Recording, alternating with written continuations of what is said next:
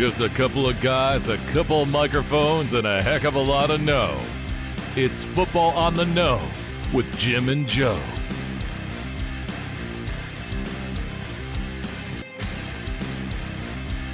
What they say, it's not the X's and the O's, it's the Jimmies and the Joes.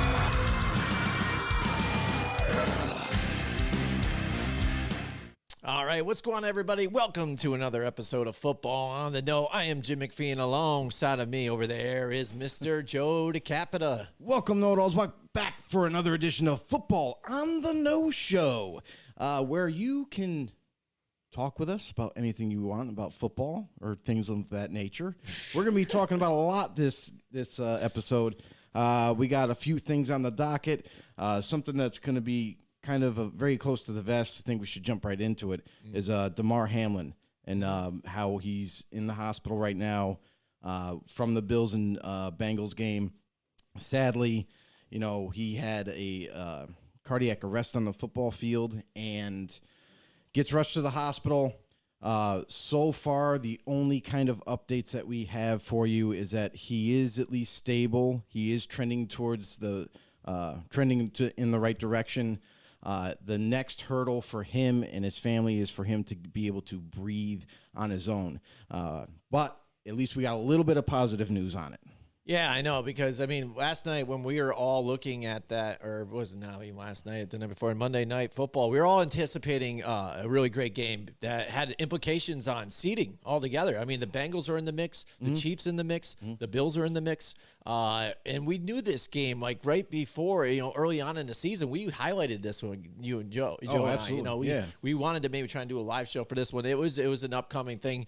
Even though the Bengals, you know, had started off a little slow, we were anticipating this matchup. And we get into it, and the crowd's fired up. You know, the jungle's roaring like we thought it would. And then it seemed just like a routine hit. And, you know, Damar Hamlin, you know, makes the tackle, even stands up. And then you see that moment where he does the whole wiggle and then fall to the back, and you see him hit his head and everything. And we've seen some instances like this when guys go down and you know, eventually, you know, the stretcher comes out or something, but you're looking for that thumbs up, and it was different. And, you know, the announcers do their thing, and they have to do whatever they can to do their job. And when they're affected the way they were, and you see the players' reaction, they reacted then differently than I've seen players react before to some of these injuries. And the fact that when a lot of time had passed and they had said they had brought out even a defibrillator, and then we're doing CPR 9 minutes after he had already just went to the ground, you knew it was something intense, and it was a solemn moment. And the way, you know, everybody was kind of reacting onto the fly situation, it was rough, and it was tough to go through and watch, and you're anticipating what was going to happen. And at that point, the game didn't matter anymore. Yeah, the biggest problem with all that is how long they were doing CPR for, and how you need to be immediate. Like that's the type of thing where cardiac arrest happens. It's got to be immediate. So, like, the medical professionals will tell you, like, a minute, if you're able to get there under a minute and perform CPR, there is 100% chance of recovering. 2 minutes, it drops from there, 80%, and so on and so forth. So, for the fact of at least the medical personnel were there in time, like, to kind of, like, jump in right away. But I just don't know, like, they did their best. Let's just face it. They did their best. Now, were they able to do what they could? Did they react quick enough to help this poor man in his efforts to get better? So, like, that's what everybody's hoping right now. Will he make this turnaround that we're hoping for, that we're praying for? And his family and friends are surrounding him, you know, and they're encouraging and hoping that, you know, they give us a little bit of feedback from time to time, which is kind of helping us keep staying in the loop. But at the same point in time, it's like there's not a whole lot to go off of right now. So whatever little bit of positive news, we are glad to take it. And hopefully that, you know, he makes a full recovery after this. But more than not, just worry about the player. That's what this is all about. Like, I know there's some people out there, and it's absolutely disgusting on some of the comments that were being made that night about, oh, well, this is going to screw my fantasy team. And oh my God, how are we postponing this game? We need this to happen tonight because a playoff race is going on and because this, that, and the other thing. No, this is about life. This is about being a human. Like, this is the real deal. Like, you don't ever wish anything like this for anybody. I don't care if you hate the football player. I don't care if you hate the team. I don't care if, you have something riding on the game. This is a matter of life and death. So that was one thing that kind of really bothered me that night. But hopefully DeMar Hamlin, he is going to make the good turnaround here. Hopefully he's going to get better every single day. And we'll have to wait and see for more updates. Yeah, absolutely. And, we're changing our setup of our show here. Again, as I moved, we said we were going to make changes to the studio and stuff. And as you can see, cosmetically we are and stuff. But it is the new year. It's 2023. And that means new beginnings for us here in Football on the Know and Godzilla Media. We've got a lot of plans for the future here this year. But one of them is also to introduce our new producer and part of our show, Mr. Cody Cook, behind the scenes here. Cody, why don't you say hello to everybody and tell us what's going on? Hey everybody, happy to finally be an official part of the show, more than just my couple amazing, guest appearances, the 2 times with Jimmy in the bunker, and I think it's another time hanging out with them. And on a side note, we do have our first comments of the night with Chris Simpson tuning in. What's going on, Chris? Welcome to the show. Yep, he's got a message for Joe. He said, you better sell that Carr jersey while you can, Joe. Nope, not happening. That's my guy. Stupid idiot. Yeah, I don't know. Who knows? I mean, if you look at that, the Carr jersey, I mean, a lot of people are already talking speculation about, what if Carr goes to the Jets now? Does that make them a different team next year? He's not going to the And, Jets. It's crazy with all that stuff, nonsense going on. But yeah, Chris Simpson, he's a good know-it-all that's with us here. He's a Giants fan. I know he's probably excited about the Giants securing a playoff spot. First time since, 2014, I think it was, or something they had said. Or 16 possibly, 2016. It's been a while, but yeah, the DeMar Hamlin thing, it's been something intense, and it's kind of strange with that injury. It's something that is so that had to be the right spot at the right time at the right moment that all that happened. Because my wife, when she watched it and she was able to see what happened, she already kind of figured out kind of what it was. Yeah, and what it is that strike upon the chest. It's at a certain part of your chest right there where your heart meets the rib cage or that skin lining. There's a thin part of skin just where the heart rests there. Yeah. All the other spots are kind of fine here, but right at that weak spot, that's where and I think it was Higgins' elbow happened to strike when he went and make that tackle and hit right at that right spot, which sent a surge of potassium to that spot and against that wall and that lining and that tissue of the heart, which created that, and they call it commotio cordis, and it's Greek for heart, aggregation or something like that, aggravation, but it's like a 1 in a million chance at that timing and where it happened, where his heartbeat, that millisecond between there. And like I said, it's something that we've never witnessed before, and it's pretty scary stuff. I mean, yeah, it's definitely scary because I feel like a lot of people really were shook that night. Like a lot of people, when you see an injury like that, player down, even if he's just laying down, unconscious or something like that, we've seen concussions be really serious on the football field. And then all of a sudden, everyone's kind of gathering around wondering what's wrong. Oh, it's just a concussion, because we know that as to be more of a common thing now. So, that as far as a concussion goes, that used to be the real serious deal. You know what I mean? It's still serious, don't get me wrong, but that used to be what we saw in the Bengals-Bills game, where he was unconscious and people were really worried. And that's the thing is this type of injury, you're right, it's not common. It's not the type of thing where you take it lightly. This thing doesn't happen very often, but it does happen to all athletes. We've seen it happen in football before. We've seen it happen in soccer. There's been cases of it happening in soccer. So it's not something that we haven't ever seen before, but the rarity of this type of injury is really what kind of, what kind of jolts you, for absolutely. seeing it. That was the very first time that I've ever seen something like that in sport. Mm-hmm. So it was almost, not only was it shocking, but it's it makes you think about everything. I started to reflect on different aspects of my life and that this type of injury, something this, tragic, can happen to not only anybody, but any age. And that's the crazy part. Because we've seen numerous, injuries or people even passing that are young, to middle-aged, to old age. Like it's very, very crazy, for this to happen in a sport that we all love. Yeah. And hopefully DeMar and his family and friends, we send prayers out, our condolences out to you guys. Bills Mafia, we know that everybody, all 32 teams, in fact, this week are going to pay tribute to DeMar Hamlin with the number 3 decal on their helmets and stuff, because this is bigger. This is bigger than just football. This is life. So it's really cool to see that all 32 teams are not only donating and helping any way that they can, but also they're right behind him. He's got the support. Yeah, absolutely. And I mean, and you see how when they talk about it too, it's like when they decided to cancel the game, or we were waiting to see if it was canceled or not. Because again, everybody's talking about it and like, hey, dude, they got to cancel this. They can't keep playing it because again, when you think about it as a player, like Stephon Diggs trying to get everybody amped up too to get back into playing and stuff, but.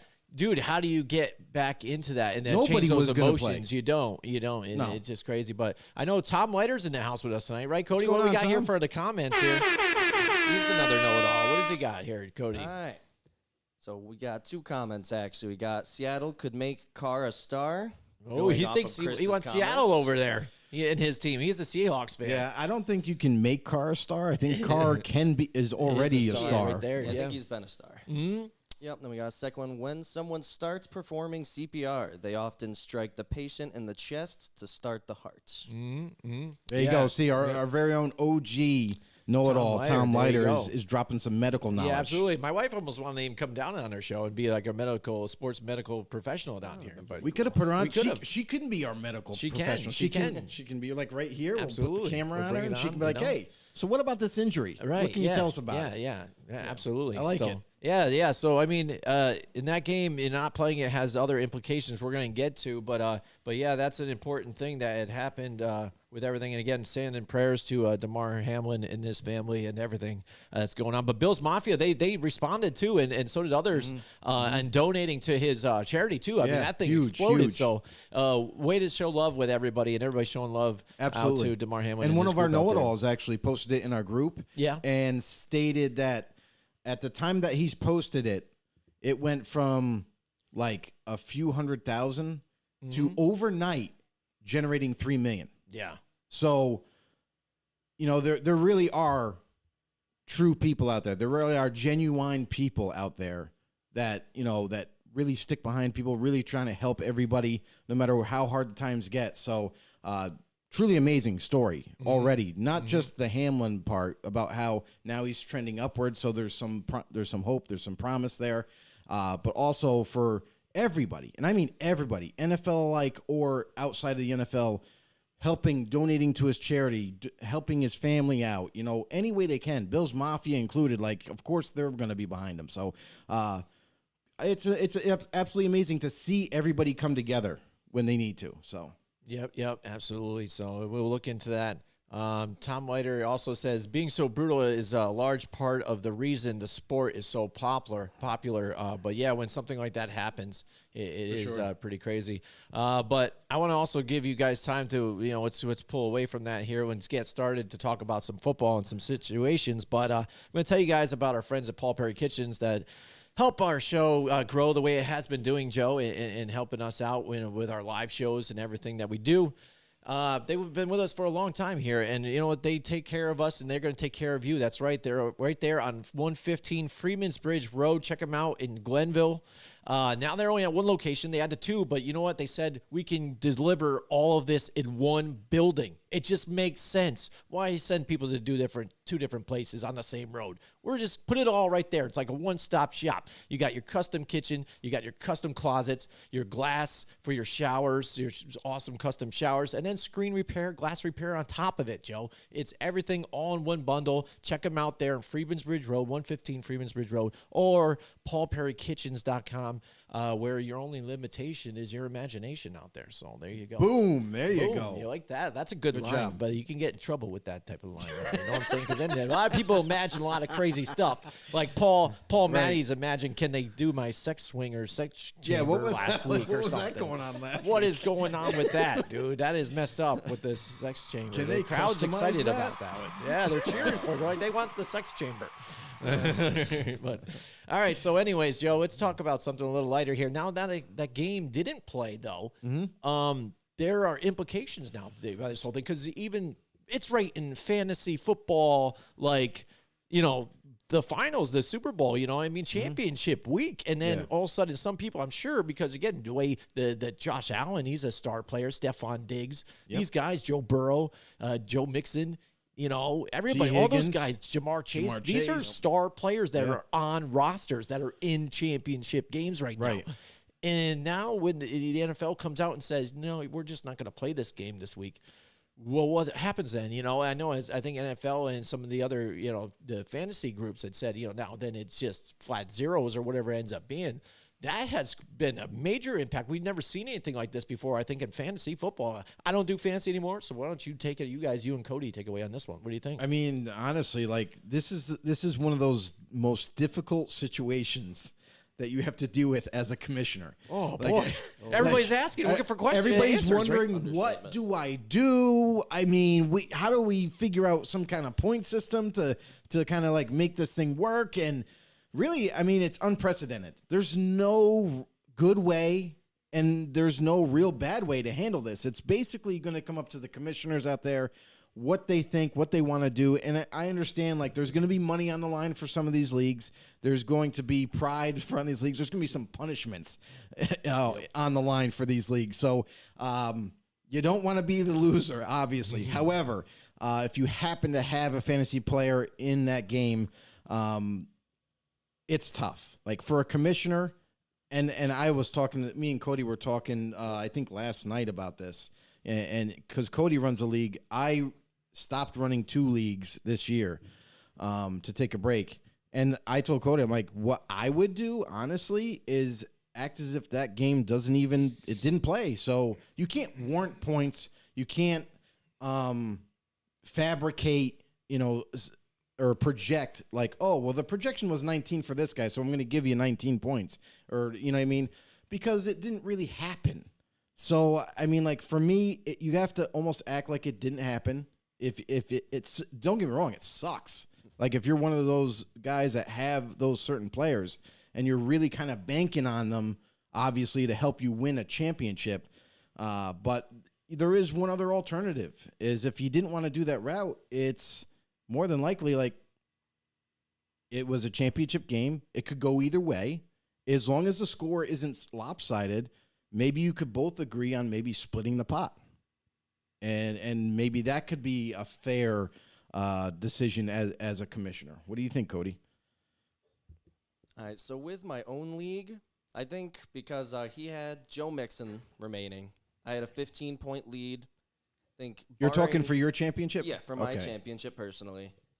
I think what I'm going to do is going to be a split pot with Jamie. I just think it's fair. Joe Mixon very easily could have had 15 Government or more. name. Don't drop that. Come on. But in my other league, I'd be a little mad. He had Josh Allen, and he needed like 35. So what's going on It in the all other depends on league? the scenario. Is the other league, how are they have handling it? I have to talk to Sean still. Okay. I was kind of Government waiting name for again. Yeah. Way to go. You're good at doing that. Just talking about, but that's what I know. We're going to find out this about the Sean. Yeah, they're going to watch and be like, oh, you said my name. I didn't give you permission. Yes. Lawsuits coming. That's it. But yeah, I got to talk to Done. him, see what his plans are. There's no Okay. good or bad way you could go about it, but regardless, Right. I'm not looking to stir the pot too much. And that's the thing, is like it's definitely something that you can't prepare for, because this is something that does not happen. It's very rare for this kind of a tragedy to happen, to where your game just stops. They have to postpone or cancel it. What do you do in the fantasy world? Like, to me, like, listen, there's I do a lot in the just like fantasy we've been world, Jeff. talking about for a long time, is how serious this is. This is more about life and death. So, like, you got to see eye to eye. Like, I really do like what you did, Cody, in terms of, okay, we had a championship game. It wasn't lopsided. So let's just split the pot. Yes. Let's just make it even. As long as you agree, this is kind of like the fairest way, I guess. Yeah. Out of the situation. I wanted It's to within make shooting sure, distance. unlike most politicians, that what I said was fucking stupid. That's it. There you go. You heard it from Yeah, and that's Trump. what Cody was trying to do here on this situation. That's tough. I'm glad I don't do fantasy anymore because that'd be sitting with this situation. No, I Jimmy, would have lost possibly. it probably, You might not even have a player in. I in know. that game. I know. That's Yeah. true. You never know, but it's tough with that. But now when you talk about implications, not even besides fantasy. Now this about makes the game. the scenario different. The game, when do you play it? I mean, we talked about this off air too. Yeah. What do you guys think out there in the comments? Let us know in the comments. What do you think's the best situation for the NFL to do on this one? Here, Tom Leiter chimes in about the fantasy. What does he say? He said, play only defense and kickers in the championship game. There you go. How about that? There you go. That'd be nice. That's too stressful for me. But yeah, so Yeah, I mean, what do you guys right. think about there in the comments? Let us know because I was thinking again, just the way the Pro Bowl has been, it's so bad that now they've moved it to a flag game that nobody cares about again. What a perfect opportunity now for this to just you can move it away. You know what I mean? And I'm not saying that, this is a great opportunity because of the injury and stuff. I'm just saying we need to see this game play out because there are implications in the way these teams It's are very seated important. and where they get that one sole single bye week, which is important to these teams. And they need to play it. So do you push a week back, where it would be your normal wild card weekend and bump everything up into that Pro Bowl week that they have prior to the Super Bowl and just kind of skip that week off in between and just continue on and just go. That honestly would be the most logical and best way to handle it. I mean, because it doesn't interfere with their game this week. You know what I mean? Because they got to play Week 18 still, and it's going to be very, very difficult, obviously, for the Bills and the Bengals to play Week 18. But nonetheless, the business doesn't stop. You know what I mean? Unfortunately, we can't just put the brakes on and just stop everything. So it's going to be very difficult for those players that have not only witnessed it, but people that view DeMar as a brother, as even close as a family member. They're part of their team. That's a very, very sacred thing in football. When you get to know each other and you're going out there week to week and you're battling other teams and always behind each other's back. So for going forward into Week 18, even though they got to play Week 18, it's going to be very difficult for both teams to do so. I don't know what that's going to, how much that's going to come into this week's performance, because there's going to be a lot of thoughts. There's going to be a lot of emotions, but also like a flashback because you step back on the football field a week later after that kind of thing happens, and it's like, wow. Like it takes you back. So I wonder how that's going to affect both teams. But they got to try to do their best and push forward here for Week 18. Now, when you decide to push things back, and listen, I think the NFL would be kind of in favor of it too, because that means they get another week of revenue. They get and I hate to turn it that way, but let's just face it, the NFL is all about money. Yeah. And if they shift all these games back, shift the wild card back, and so on and so forth, just to play the Bills and Bengals game, I think that's the most logical way. I think that's the best way, so that way it doesn't interfere with the schedule necessarily. Yeah. You know what I mean? And it doesn't interfere with the upcoming games. But this is the type of game, like you mentioned, it absolutely needs to happen because this is going to possibly determine who either keeps the number one, like the Bills are number one seed right now. Can they get the win to stay at one? Because if they lose and then the Chiefs win again, and maybe, you know what I mean? So, I mean, there's a lot of variables, a lot of things that still have to take place to figure it all out. But it's very critical, this game, for one, because the Bengals, I think, are third? They're the third seed right now?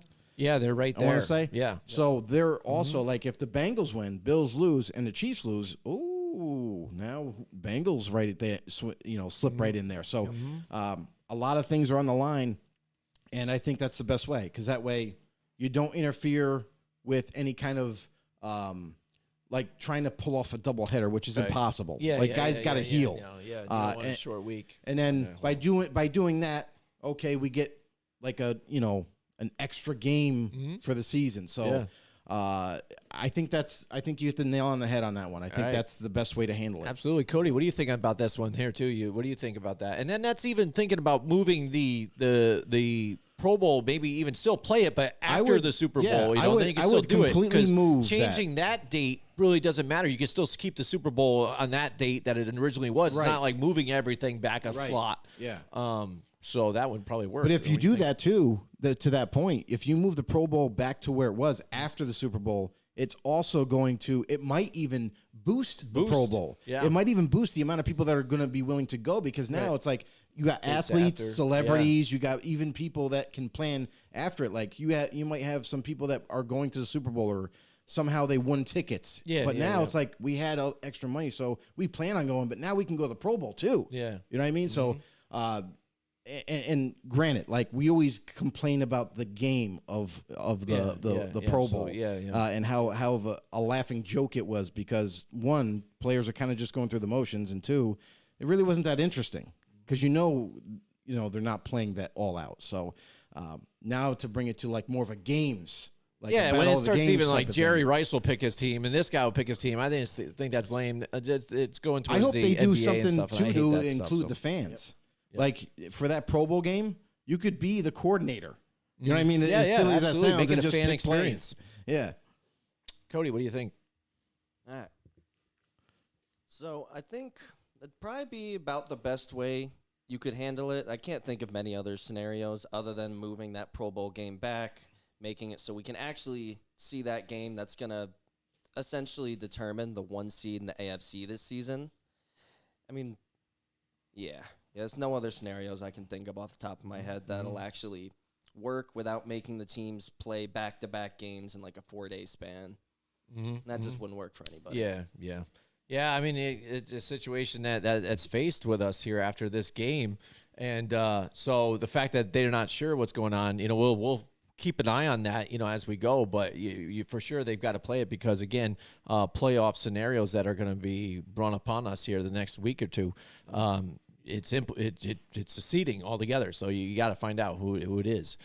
Joe, why don't you tell everybody out there and all of our know-it-alls about our friends here at Mohawk Honda, people that take care of you as well. Let's go. Mohawk Honda, everybody. Listen, this sponsor of ours, I mean, they've been with us for quite some time, too.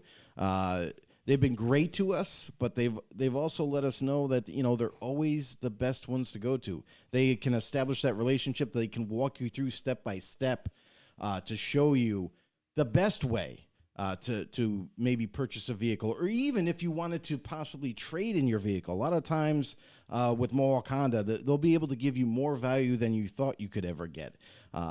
And if you do that, that's just going to help you in the long run to purchase a vehicle. And right now is the perfect time. If you're looking for a four-wheel drive vehicle and it's winter time up here in the Northeast, it's perfect. They got Passports. They got new Ridgelines. They got new Pilots coming in. Anything that you would need to take on the winter season, they have for you. They have a fully stocked inventory, and more inventory keeps flooding in. So they are the #1 dealer in the capital region up here in upstate New York. But go down, check them out. Ask for Greg Johnson. Ask for Scott Moynihan. Those are the big wigs over there at Mohawk Honda. Maybe make sure you hook up with them. They're going to direct you in the perfect path to go down to maybe purchase a vehicle for you, and the best way, cheapest way you could possibly get. But Mohawk Honda, where they always go out of their way to please you guys. Yeah, absolutely. Mohawk Honda, we love them. They're there again on Freeman's Bridge Road as well, and they really do go out of their way to please you, whether it's the online experience or the sales representatives too as well. So yeah, we talked about it a little bit before, but we're going to get right into it now. The exciting things that's going on in the end of this season here. It's the NFL playoff scenarios that are facing us here now. This next 2 weeks here now. Well, now it's finally the final week, but because of that game now, there are serious implications between all this now. So if you look at the seeds that are there, the top seeds, we were just talking about them, the Chiefs and the Bills and the Bengals. Cody, do you know the scenario here, how these guys can clinch here in the beginning here? I know the Bills, if they win 2 wins, then they're in. See, that's what I mean. They've got the win there. But and what else? Said if they win at the Bengals and a Chiefs loss, and then the win versus the Patriots, and the Chiefs and Bengals lose in the final week here, that's the scenario that the Bills can clinch. But what's going on with the Chiefs and the Bengals, too, on this one? All right, so before we get into that, we do have one comment that came in about what we were talking about earlier from Tom Leiter, that I'm sure people already have flights and rooms booked in regards to for the moving wild dates. cards, yeah. True. Yeah. But that's easily changeable. I mean, obviously, like there's going to be times like with work, like you took off work to make it to there at that time. I'm sure, like, and then you got even early people enough that went there to that game too to go, and then it's postponed, and then they gotta. But you figure got out what early time they enough can go to that notice one, too. to where like maybe you could go back to work. Like, hey, could I change my time off to this week instead? And then just kind of the NFL would actually grant that. Like the hotels and stuff, I'm pretty sure would be okay with it as long as they have everything open. Mm-hmm. I mean, that's the one thing that you got to worry about is like booking hotels, because if it's not booked, they're good. They can make that switch. But if they're already got those rooms booked for the following week or something, then that's kind of tough. Yeah, you'd have to find a different spot. I don't know, but like I said, there are implications to this, Cody. And what else? What do we have here with the top 3 seeds? The number 1 seed right now is the Chiefs at it. Yep, as of right now, because of the Bills not playing the game in order to keep that percentage up, so the Chiefs currently have the edge until we figure out what's going on with what they're going to do with the Bills-Bengals game. Mm-hmm. But up in there, obviously, you got the Bengals, who they would need to win both of their games, and they need the Chiefs to lose this last game if they want to secure the 1 seed for themselves. And the Bills, they got to win these last 2 games, or they got to hope that the Bengals and the Chiefs both lose their Week 18 games if they go, say, 1-1 across the board. Yeah, which are, it's if you look at this scenario with some of these teams, too, I like how the NFL does this towards the end of the season. Puts like the tough divisional game matchups together, because we talk about it all the time. These games are close most of the time. You know what I mean? They teams know each other. No matter what your record shows, it could be tough. And then some of the teams are already both vying for a playoff spot, so they're hungry. So some of these games, you could see them, getting a loss here or something like that. The Ravens pulling in on this one, but what's their scenario with Lamar and the Raiders? They played hard last week. Put up some points, but we're just shy again of pulling out a victory for them. But they compete all the time here against the Chiefs too, especially at home. Yeah, it's awfully funny how that works. You jettison Derek Carr out of there and blame him for the poor offense. Yeah, we've seen things like this happen for us, Giants fans. Everybody was kind of laughing with Jarrett Stidham coming in there. I know I was like, this team is going to get destroyed, right? Because I didn't know what to expect from Stidham. 1 and 2, it was his first career start. Mm-hmm. So I mean, what can you really expect from a young quarterback at that point, coming in that late in the season? So it's like.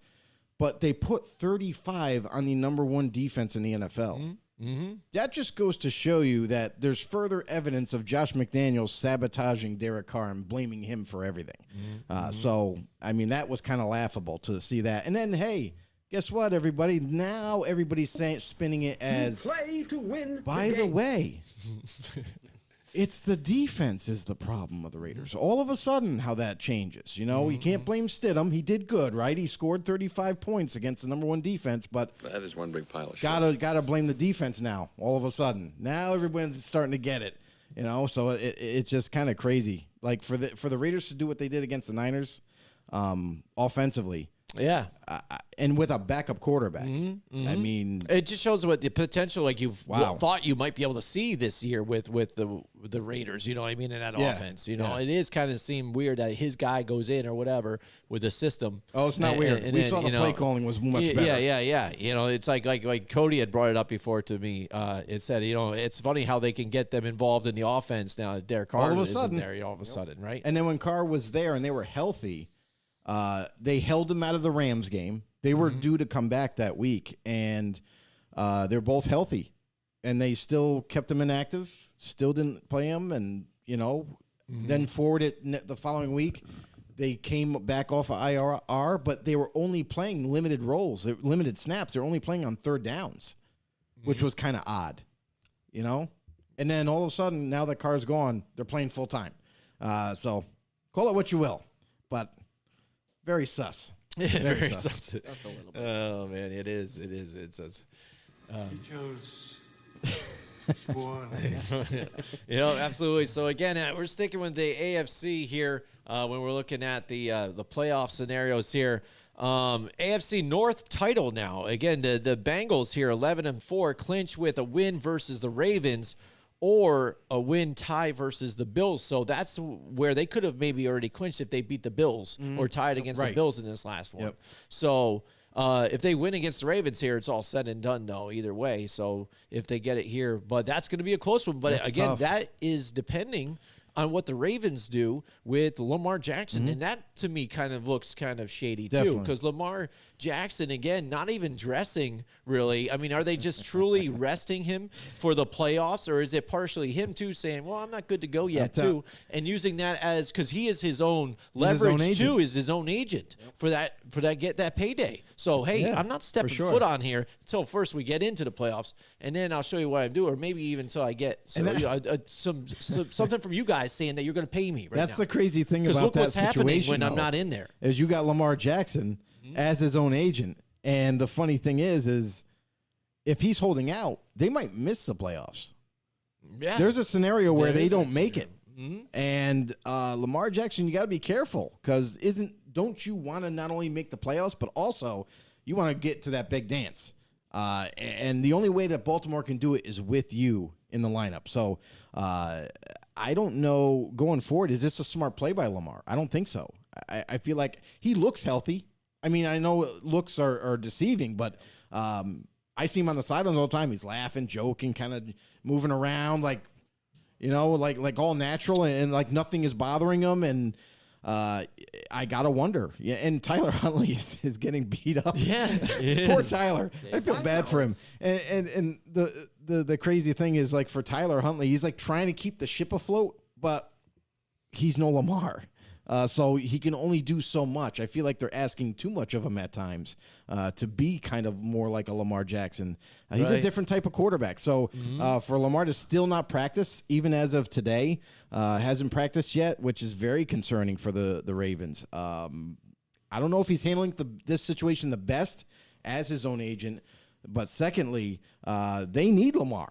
They really do. You can definitely see that offense kind of dive a little bit in terms of production. You look at Tyler Huntley. Obviously, his favorite target is the tight end. Mark Andrews. So same thing with Lamar. He's there, and it's like crazy how even that guy, they try and take him out of the game, and he still physically manhandles guys and gets into there. It's not even physically manhandling. It's he has good speed for a guy his size. Yeah, absolutely. So it is fun to watch. He runs very good routes, and that's why he gets open a lot of times. So it's kind of hard when you're trying to make sure you cover the receivers at the same time. Now you got to worry about Mark Andrews up the middle. So Baltimore in desperate need of Lamar's return. I don't think he's even going to be going for this game. That's what it looks like.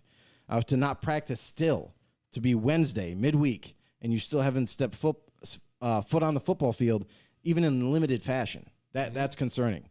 So I would bet that Lamar's not going to play this week, and it's going to be kind of scary because you got, and on the other hand, you got the Bengals and what they've had to deal with so far, and they're going to be home again, but man, it's going to be tough because not only that you're dealing with what has transpired last week, but also you're coming into a divisional foe that it's always a grinding black and blue type of game. These two teams go at it, so it could go either way. But I would favor the Bengals on this one without Lamar being there. Yeah, and they just need to get that win here to clinch it for them. Cody, an interesting scenario here, too, for the AFC is the number 7 seed wild card spot here still open between a few different types of teams here. What do you have on this one here? I know the Patriots, the Dolphins, Steelers, and Jags are all involved in this one. What's the scenario going on here? All right, so when we're looking at the scenario for the AFC this upcoming week, we got Patriots just need to win. They can win, they're in, but it's not saying the easiest thing this week is they're playing the Bills, correct? Mm-hmm. Yeah. Yep, win at the Bills. Yep, Dolphins, they need a win and a Patriots loss. Steelers need to win with the Dolphins and Patriots both falling. And the Jaguars would need losses by the Dolphins, Steelers, and Patriots, and that's only if they fall to the Titans. If they fall to the Titans. So, if they hold the tiebreakers. I'm not sure if it's conference standings or head-to-head, but...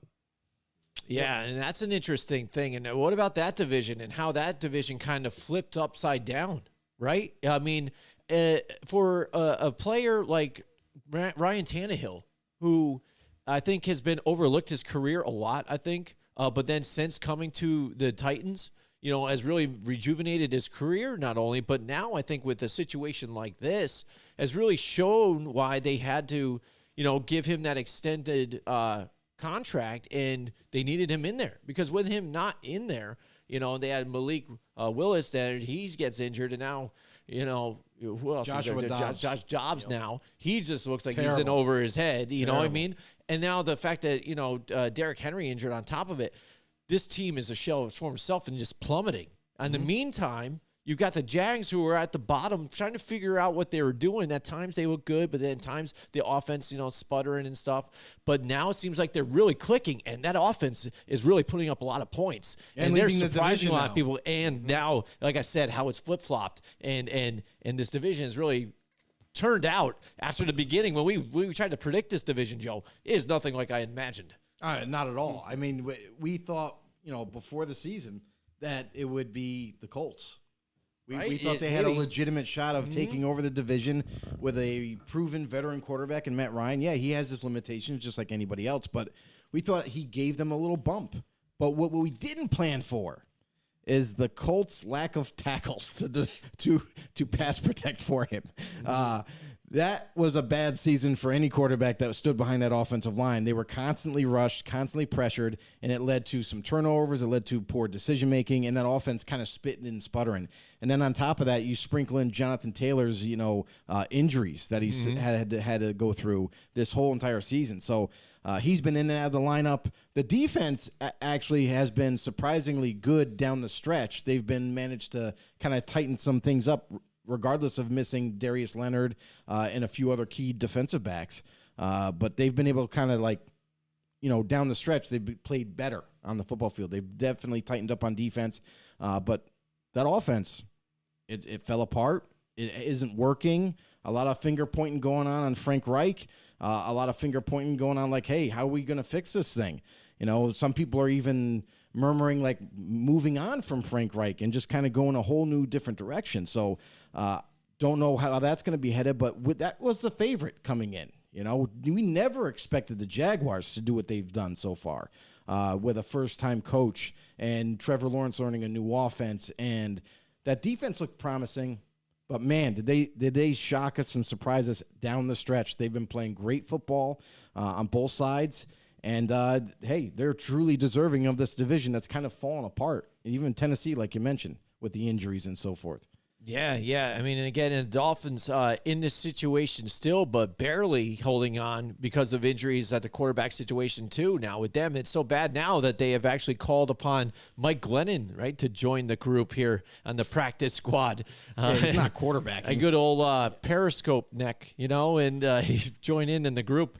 And ostrich. Yeah, he is the human ostrich. Right. But I mean, how good this team looked early on.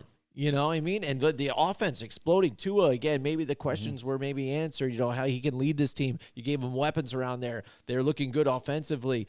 But then since, even his injury, just in playing some of these other tough teams, the losses piling on top of each other, and they are just plummeting. So much so now, we were talking about the Patriots out of all teams in this scenario here with a former defensive coordinator calling plays. Mac Jones getting upset with him on the sidelines, blowing up, people calling him a dirty player, and in turmoil. Patriots not looking exactly like the whole are. And then the Jets played themselves out of the scenario. I mean, this AFC East, we talked about it weeks ago, about debating that this might be one of the best divisions, in the league, along with the most competitive NFC East. I mean, they're right there. Like, wow, are these two of the best divisions right now? The way they're playing, but with injuries and the way they've been playing the last couple of weeks, some of these teams just plummeting, and now allowing teams like even the Steelers to even be able to play into this one is really interesting. What do you think, Cody?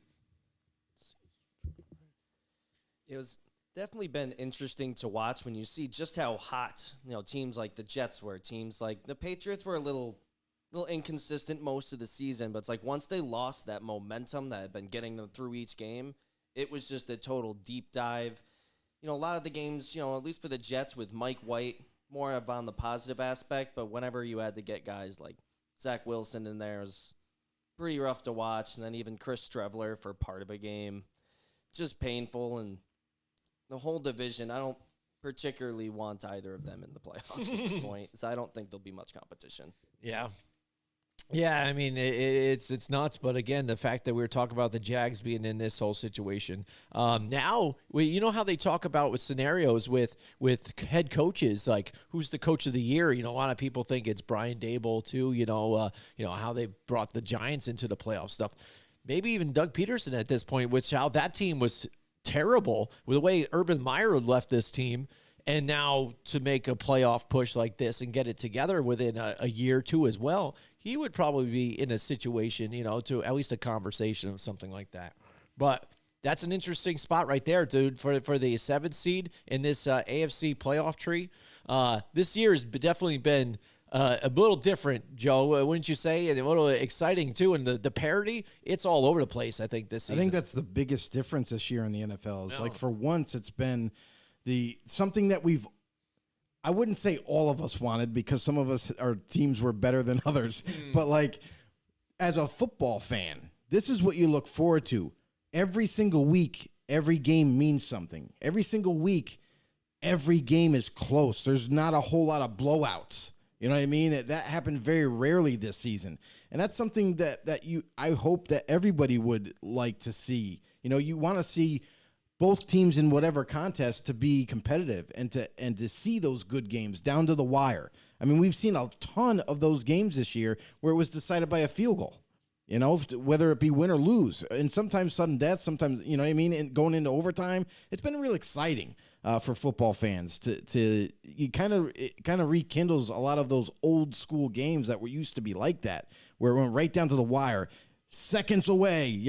No timeouts. You got to rush the kicking team out there and kick a field goal real quick to win the game. So a lot more excitement. We've seen a lot of a hell of really close games, and I think it's good for football. I think this is something that's really good for football. We've seen a crap ton of personnel changes this offseason, tons of trades that we normally don't get to see, big impact type of trades. Tyreek Hill leaving the Chiefs, A.J. Brown leaving Tennessee. Devontae Adams never thought he would leave Green Bay. So a lot of things have transpired in a short amount of time, and it's been really, really exciting this year of the NFL. Yeah, absolutely. And Cody, why don't you tell everybody now, we're going to switch to the NFC situation here, and the number 1 seed now is getting a little spicy here at the end of this season now, too, with the way the Eagles were dealing with injuries, too, of Jalen Hurts and having Gardner Minshew in there, allowing maybe the Cowboys to sneak in there in this one.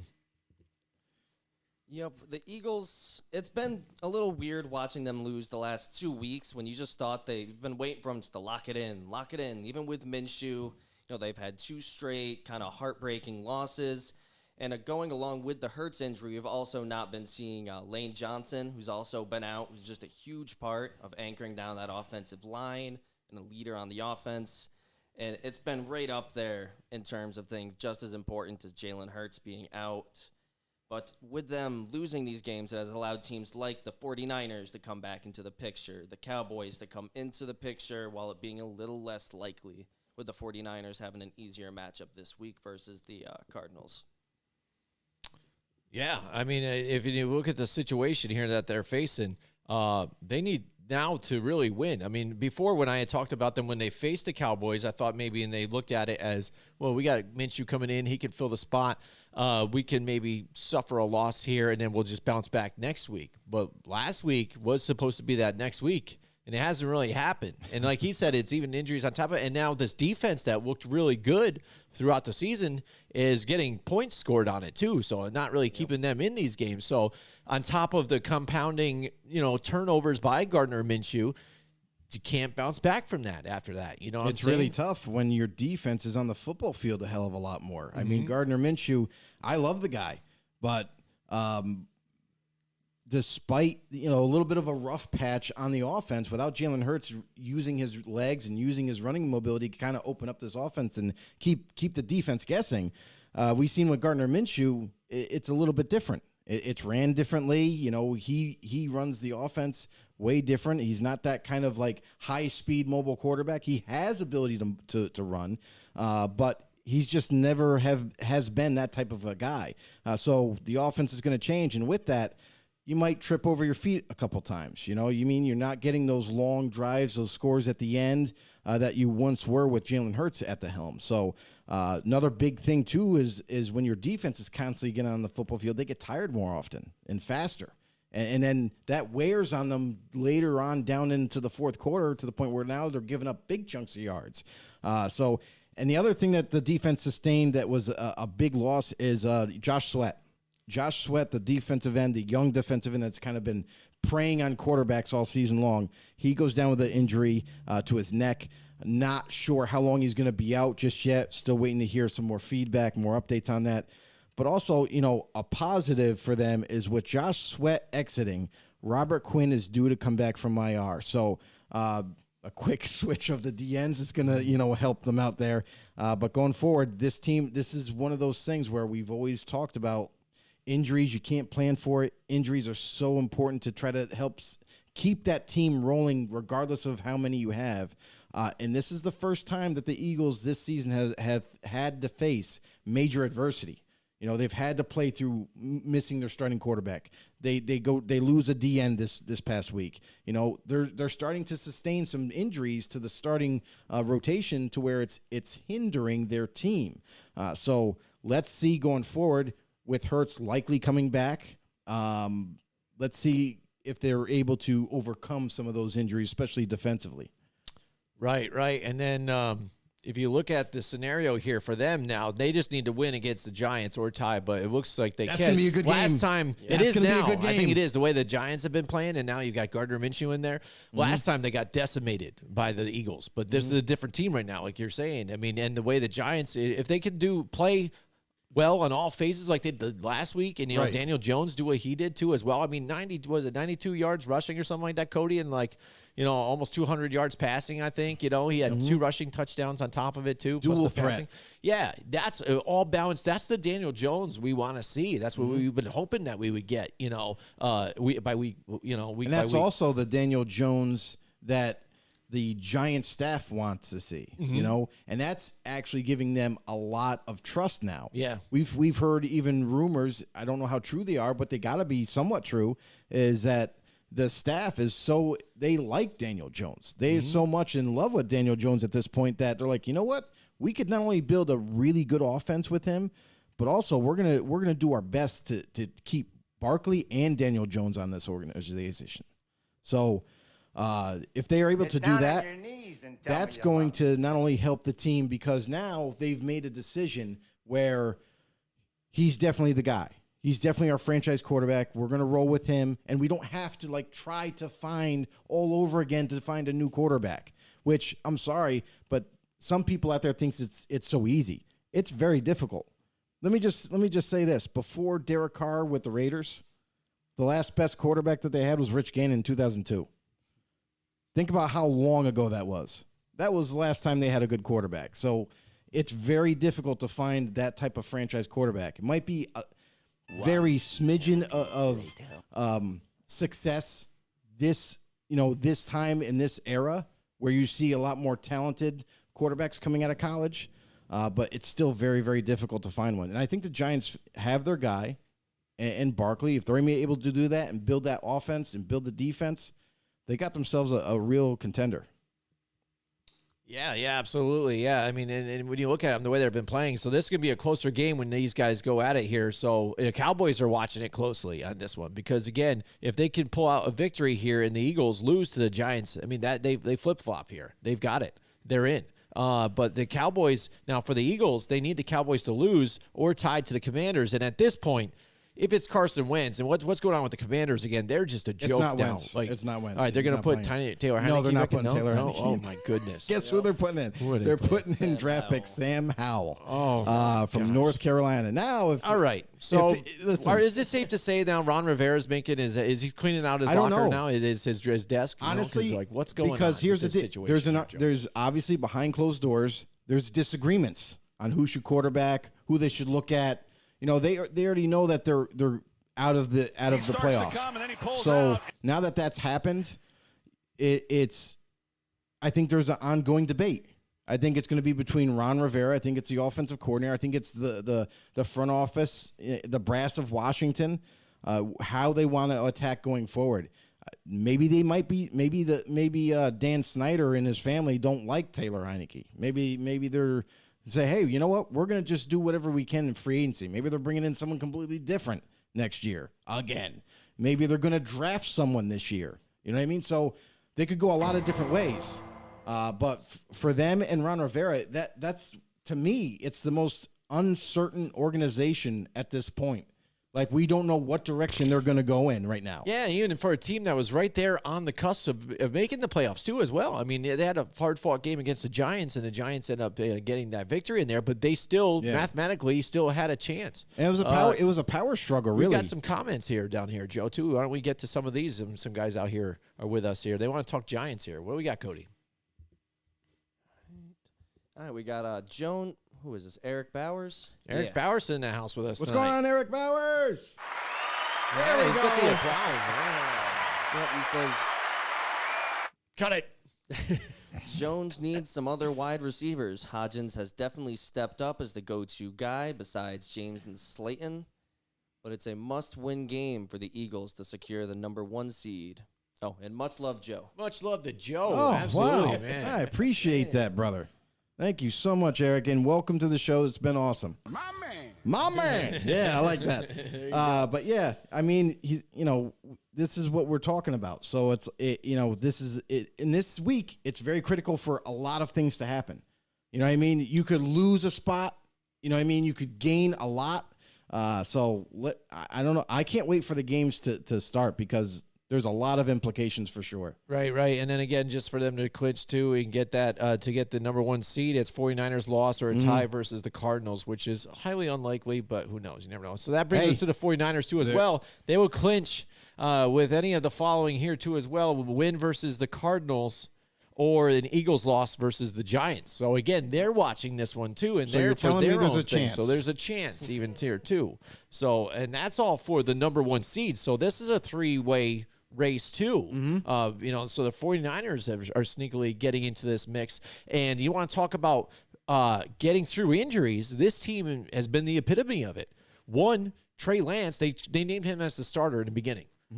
Boom, he's down, he's out. But luckily, again, they held on to Jimmy G in their back pocket. There he is, shining like, brass and gold right here for him and getting it done. But again, Jimmy G, he goes down with the injury. So Mr. Irrelevant. They bring him in here again.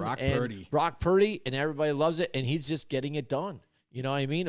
Riding on that defense, but with the weapons that you have too as well. I mean, it's hard not to, but that's what your job is as a backup to keep the ship afloat in these times. Let's face it. I mean, this doesn't normally happen. No, it doesn't. That's why I'm saying it's pretty spectacular. Take a look at Brock Purdy, where he came on. from. Mr. Irrelevant draft pick, the last draft pick in the draft taken, and from Iowa State. Like everybody, all 32 teams overlooked, or 31 teams overlooked him besides the Niners. And when they were sitting there with the last pick, like, hey, we're going to take a shot in the dark on this kid. We like what he has. We like the head on his shoulders. He's very cerebral and really nice. Accurate. And we like what we have there. He also has some mobility that we also like in our offense. So, he comes in and is learning under guys like Jimmy Garoppolo, who a vet.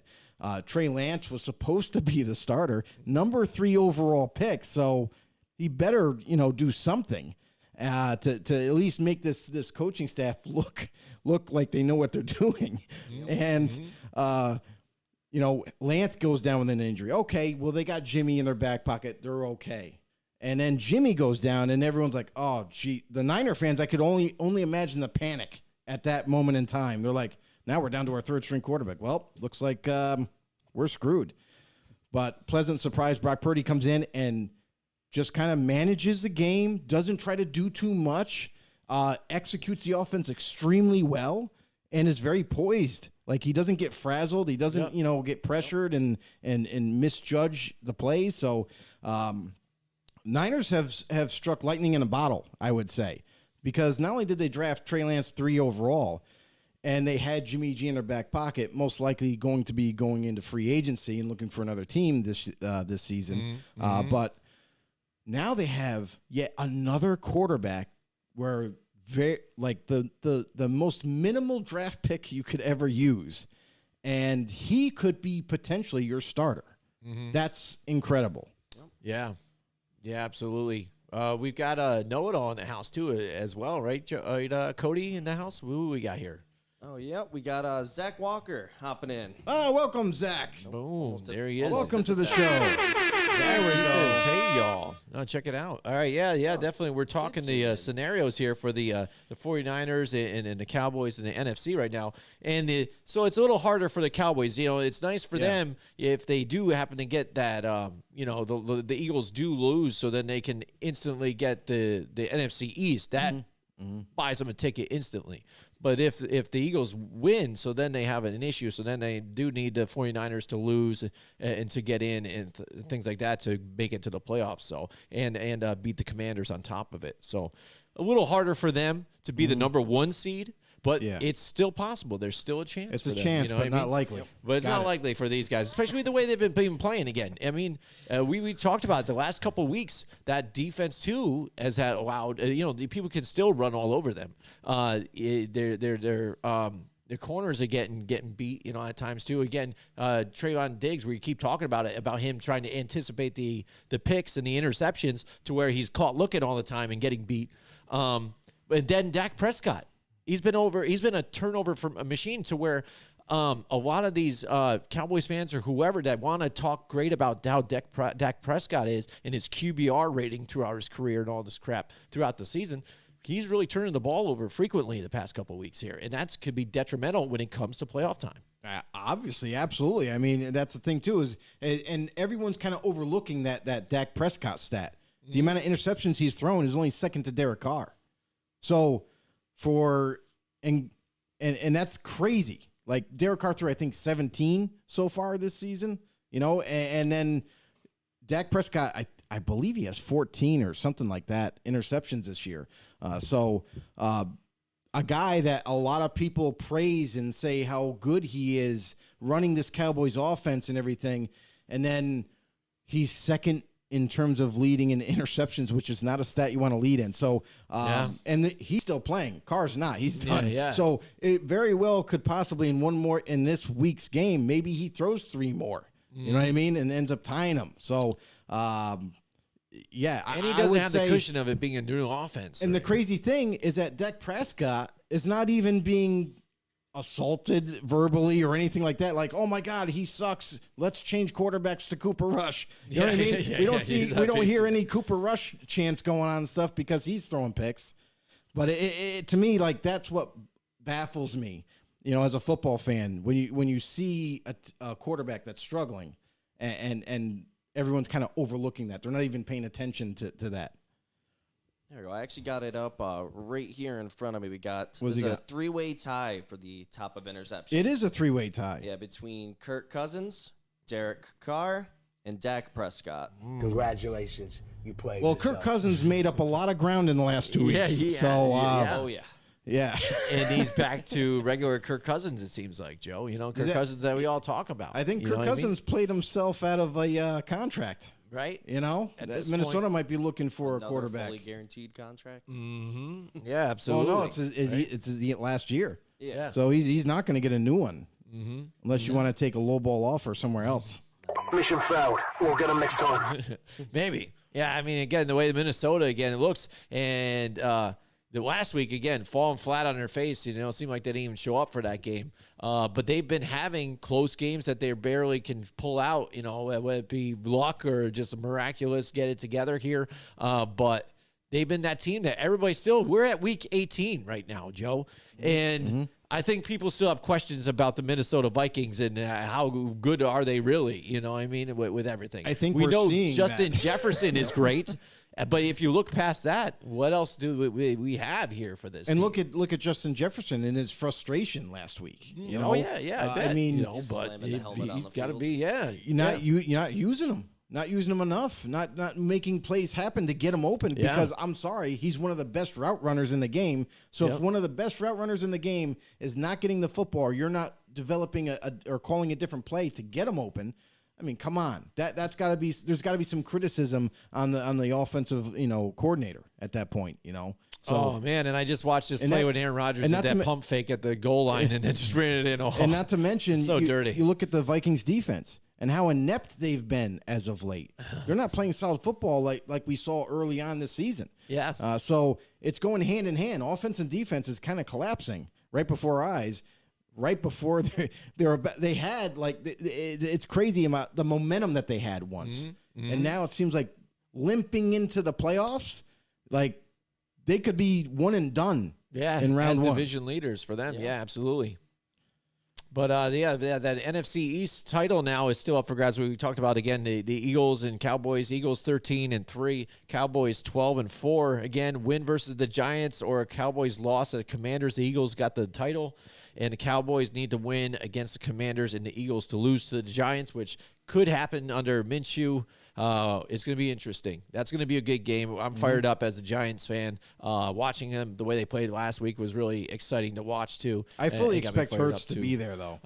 Yeah, he I figured. don't think You would think. this It's is a good. They big- haven't said they had to walk. Go ahead, join in on this, Cody, because Yeah, I Cody's got believe- information on I this. believe so. Hurts has actually been trending upwards. I believe he had a limited practice earlier today. No, So if he's they can considered- get him full practice in either tomorrow or Right, that's good. Friday. Then it's He's considered it'd day be to hard- day.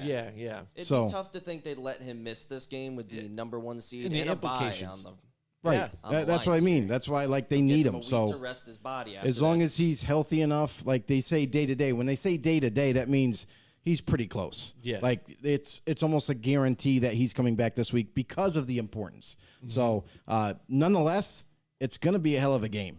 I mean, this is I hope going to so. be awesome. I hope it's not like the last game. So we'll see. We'll see what can happen here for this. Maybe the for these Giants guys, learned but- some things last time. Yeah, You know? absolutely. Yes. Now let's skip to again the other scenario here for the NFC. We got the number 7 seed wild card that's still up for grabs here. Cody, why don't you tell everybody what's going on with that with the 7 seed in the scenarios that are facing all these teams here? All right. Have that up here. We got the Lions, Packers, and Seahawks kind of in a little bit of a weird spot because if you look right now, it'll show the Seahawks at the top, but the Seahawks are not just winning it. They have to win, and the Packers have to lose because the Packers have a better conference record. Okay.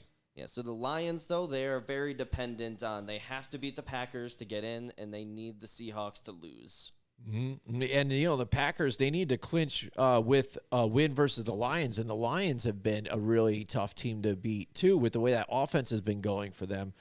They've really been putting up a lot of numbers too as well. 2 teams with those guys and the Jags really becoming an explosion of offense right now at this point. Lions now for them to clinch, and again as you go through some of these teams in the NFC here, there is a longer laundry list of things that need to happen. So it is one of those things where so you're saying there's a chance, but it is a lot of scenarios that need to happen for some of these teams to make it. But the Lions at 8-8 clinch with a win at the Packers and the Seahawks loss or a tie versus the Rams, or a tie versus the Packers, Seahawks lost to the Rams, or a tie versus the Packers and the Rams, Seahawks tie and the Commanders win versus the Cowboys. That's a lot to be I am said. very which confused. I don't think is ever going to happen. See, that's what I mean. These scenarios, I think next time we need to put like a picture. Of the graphic there, you know. But the Seahawks again clinch with a win versus the Rams, and the Packers loss. The Lions versus Lions, or a tie versus the Rams, and the Lions-Packers tie. Commanders lose versus the Cowboys. So those three major games right here are all the implications of what happens with this seeding.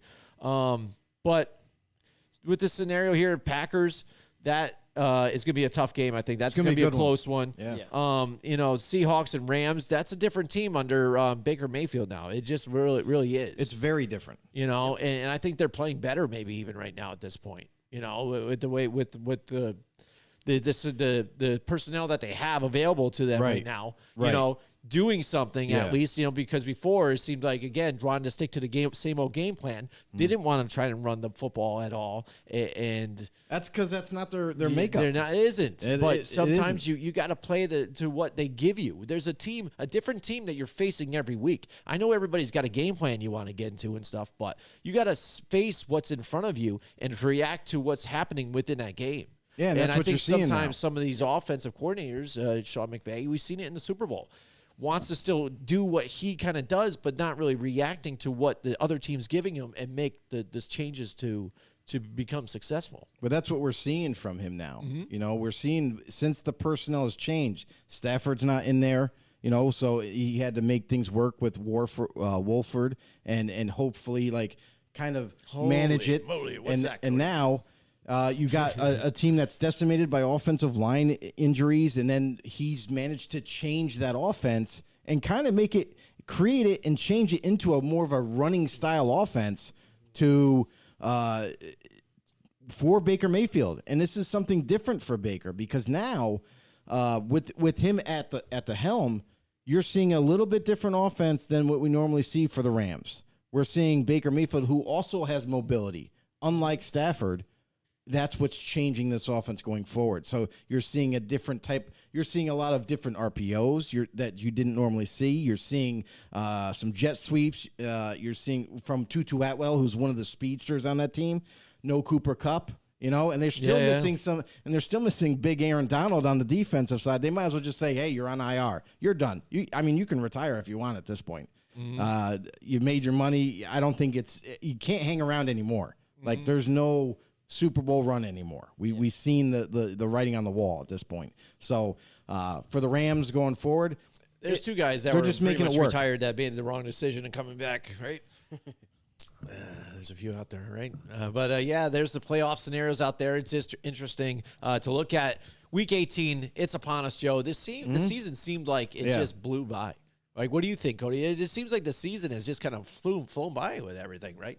Yeah, for sure. It feels like, just yesterday we were starting off on week 1, and now here we are, week 18, talking about playoff scenarios. And, I'm actually in here instead of in the comments trying to wait for you guys Feel to free pick to jump me. in, too, whenever we're talking about. Just you And got that's the something other on your thing- mind, because I see you nodding to some stuff, too. That's Just the go other thing ahead and too. bring up Is this is how it always feels at this time, though. Like we always say this every single season, but man, it's flown by, hasn't it? Yeah, right. You know what I mean? Oh, yeah. Because this is one of those things, and that's why this is what makes the show great, is that we have such passion for the game that everything, because we enjoy doing this type of deal. Everything flies by. It doesn't drag on like baseball, for crying out loud. You know what I mean? But yeah, so I mean that's the thing, is like football. It's something that is it's a special sport. It's a team oriented sport, and this game, it flies by every season. Just like Cody was saying, week 1, it feels like we are week 1. All of a sudden we blink and here we are, week 18. We're the last week of the season. Yep, it's crazy. Yeah, absolutely, Joe. And again, it has flown by. It has flown by for everything. And you know what?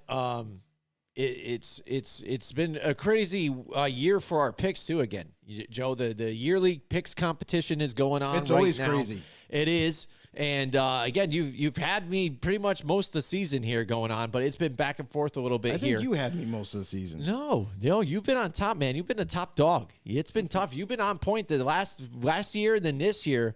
it's tough. It's great too. I love the disagree. competitiveness, and we're talking about parity. This is the ultimate parity right now too, as well. But this with a season that it has been tough to get some of these games. You don't know what team you're getting, even with the injuries on top of it. But even showing up, some of them just don't show up at times. Who are you kidding? I mean, look at what we've had to pick with. I mean, injuries we didn't plan on. Teams actually performing at certain times. The craziest thing this season was the first half. The first half, it's like, oh, I think I got this team figured out now. What the hell just happened? How did the Chiefs lose? What the?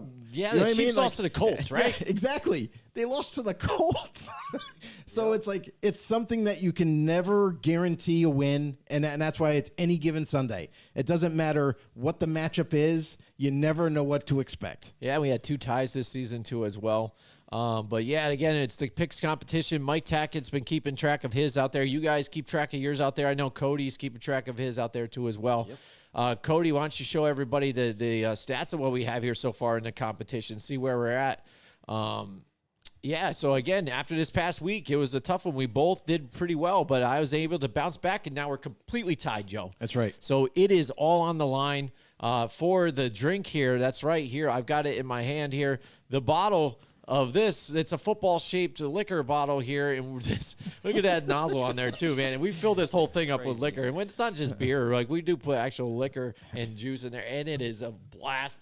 Tom Leiter knows. I know it also come out to watch that episode. It's like right after the Super Bowl, I think. We have some of the OG know-it-alls that it's like their favorite show of the year. It is. Because they get to see, drinking, and one of us is going to be severely punished. Yeah. So, I mean, it's going to be tight. And now with Cody here kind of running the show. I think it's going to add another fun element. Absolutely. As he gets more comfortable, too. I mean, it's going to be fun. Yeah, absolutely. By the way, everybody, this is Cody's very first show. It's his debut, and he's doing a very, very good job. I mean, this is This has been nice. doing pretty well. Yep. Absolutely moving the camera around and everything. Listen, I mean, we got as far as Facebook goes, we got 4 people checking in on the show. All right, absolutely. Just want to, grab your ears here. But listen, if you're new to the show, or if you know somebody that really does enjoy football and likes to talk and likes to banter, well, this is the place to go. We're the #1 interactive football talk show there is. Make sure you do us a huge favor, and believe me, this is a huge favor. If you could go over to YouTube, search us up, Football on the Know Show, hit that subscribe button, hit the notification bell, let you guys know when we go live. And you can also follow us on Facebook, become a member, become a know-it-all.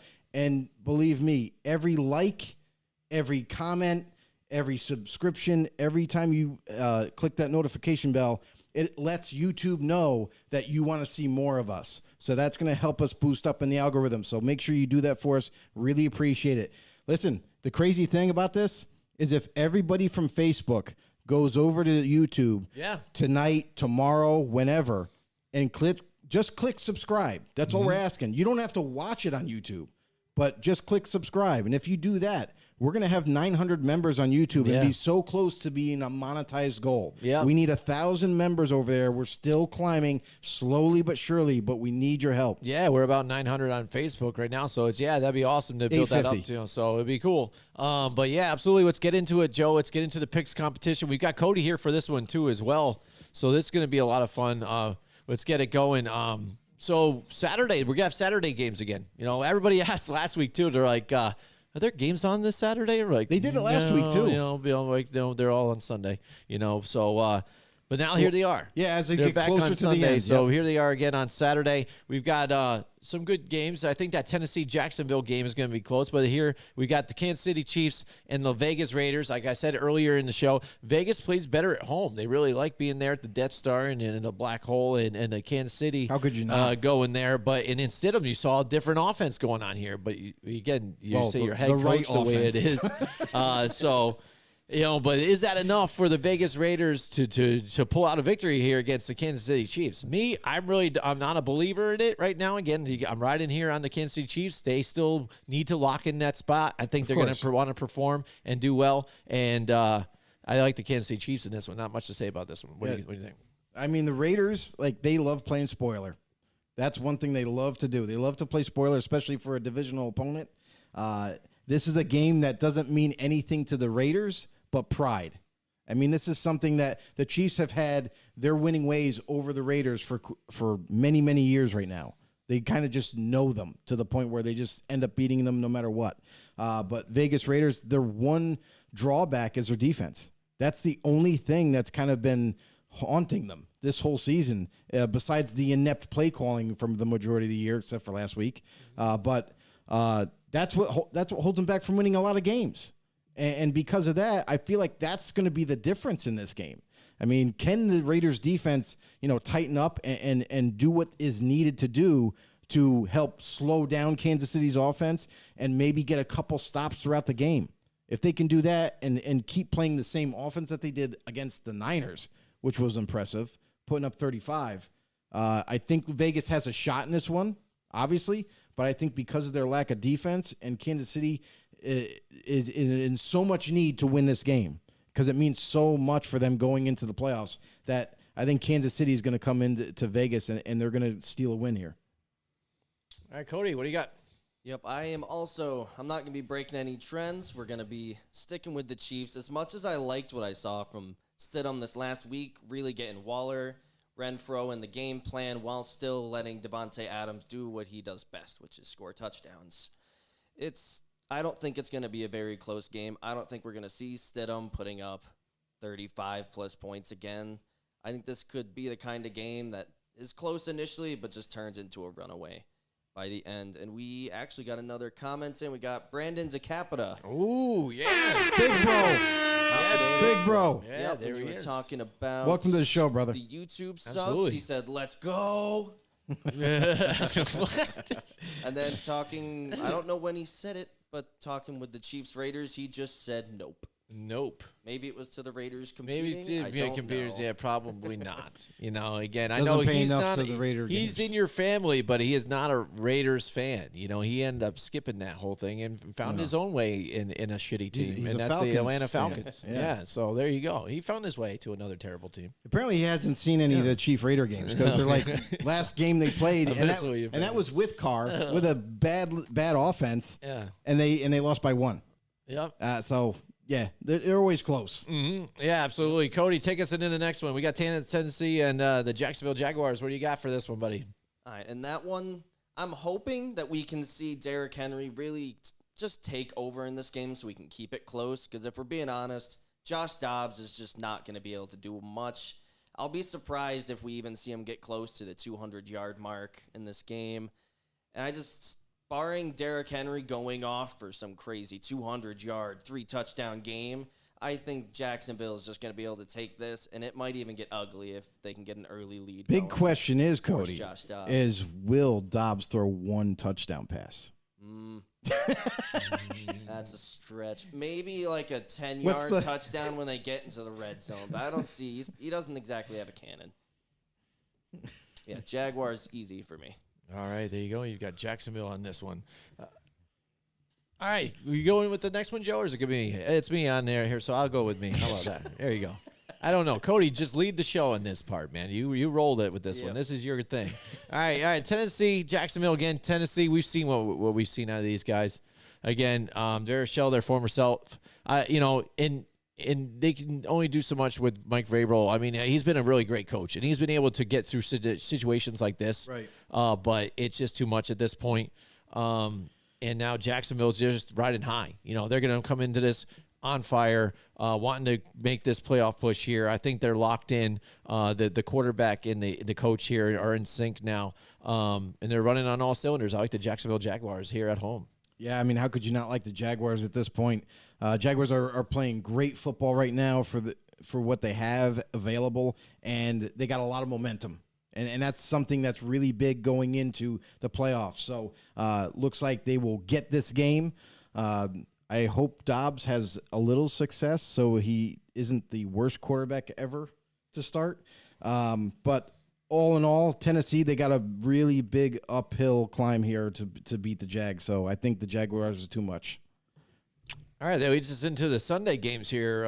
We got the Baltimore now we're Ravens, going to right? Sunday. Sunday geez. here, January 8th. How about that? The Baltimore Ravens and the Cincinnati Bengals. Again, this game, these guys, hate each other. Mm-hmm. It's always a knockout, drag-out game too.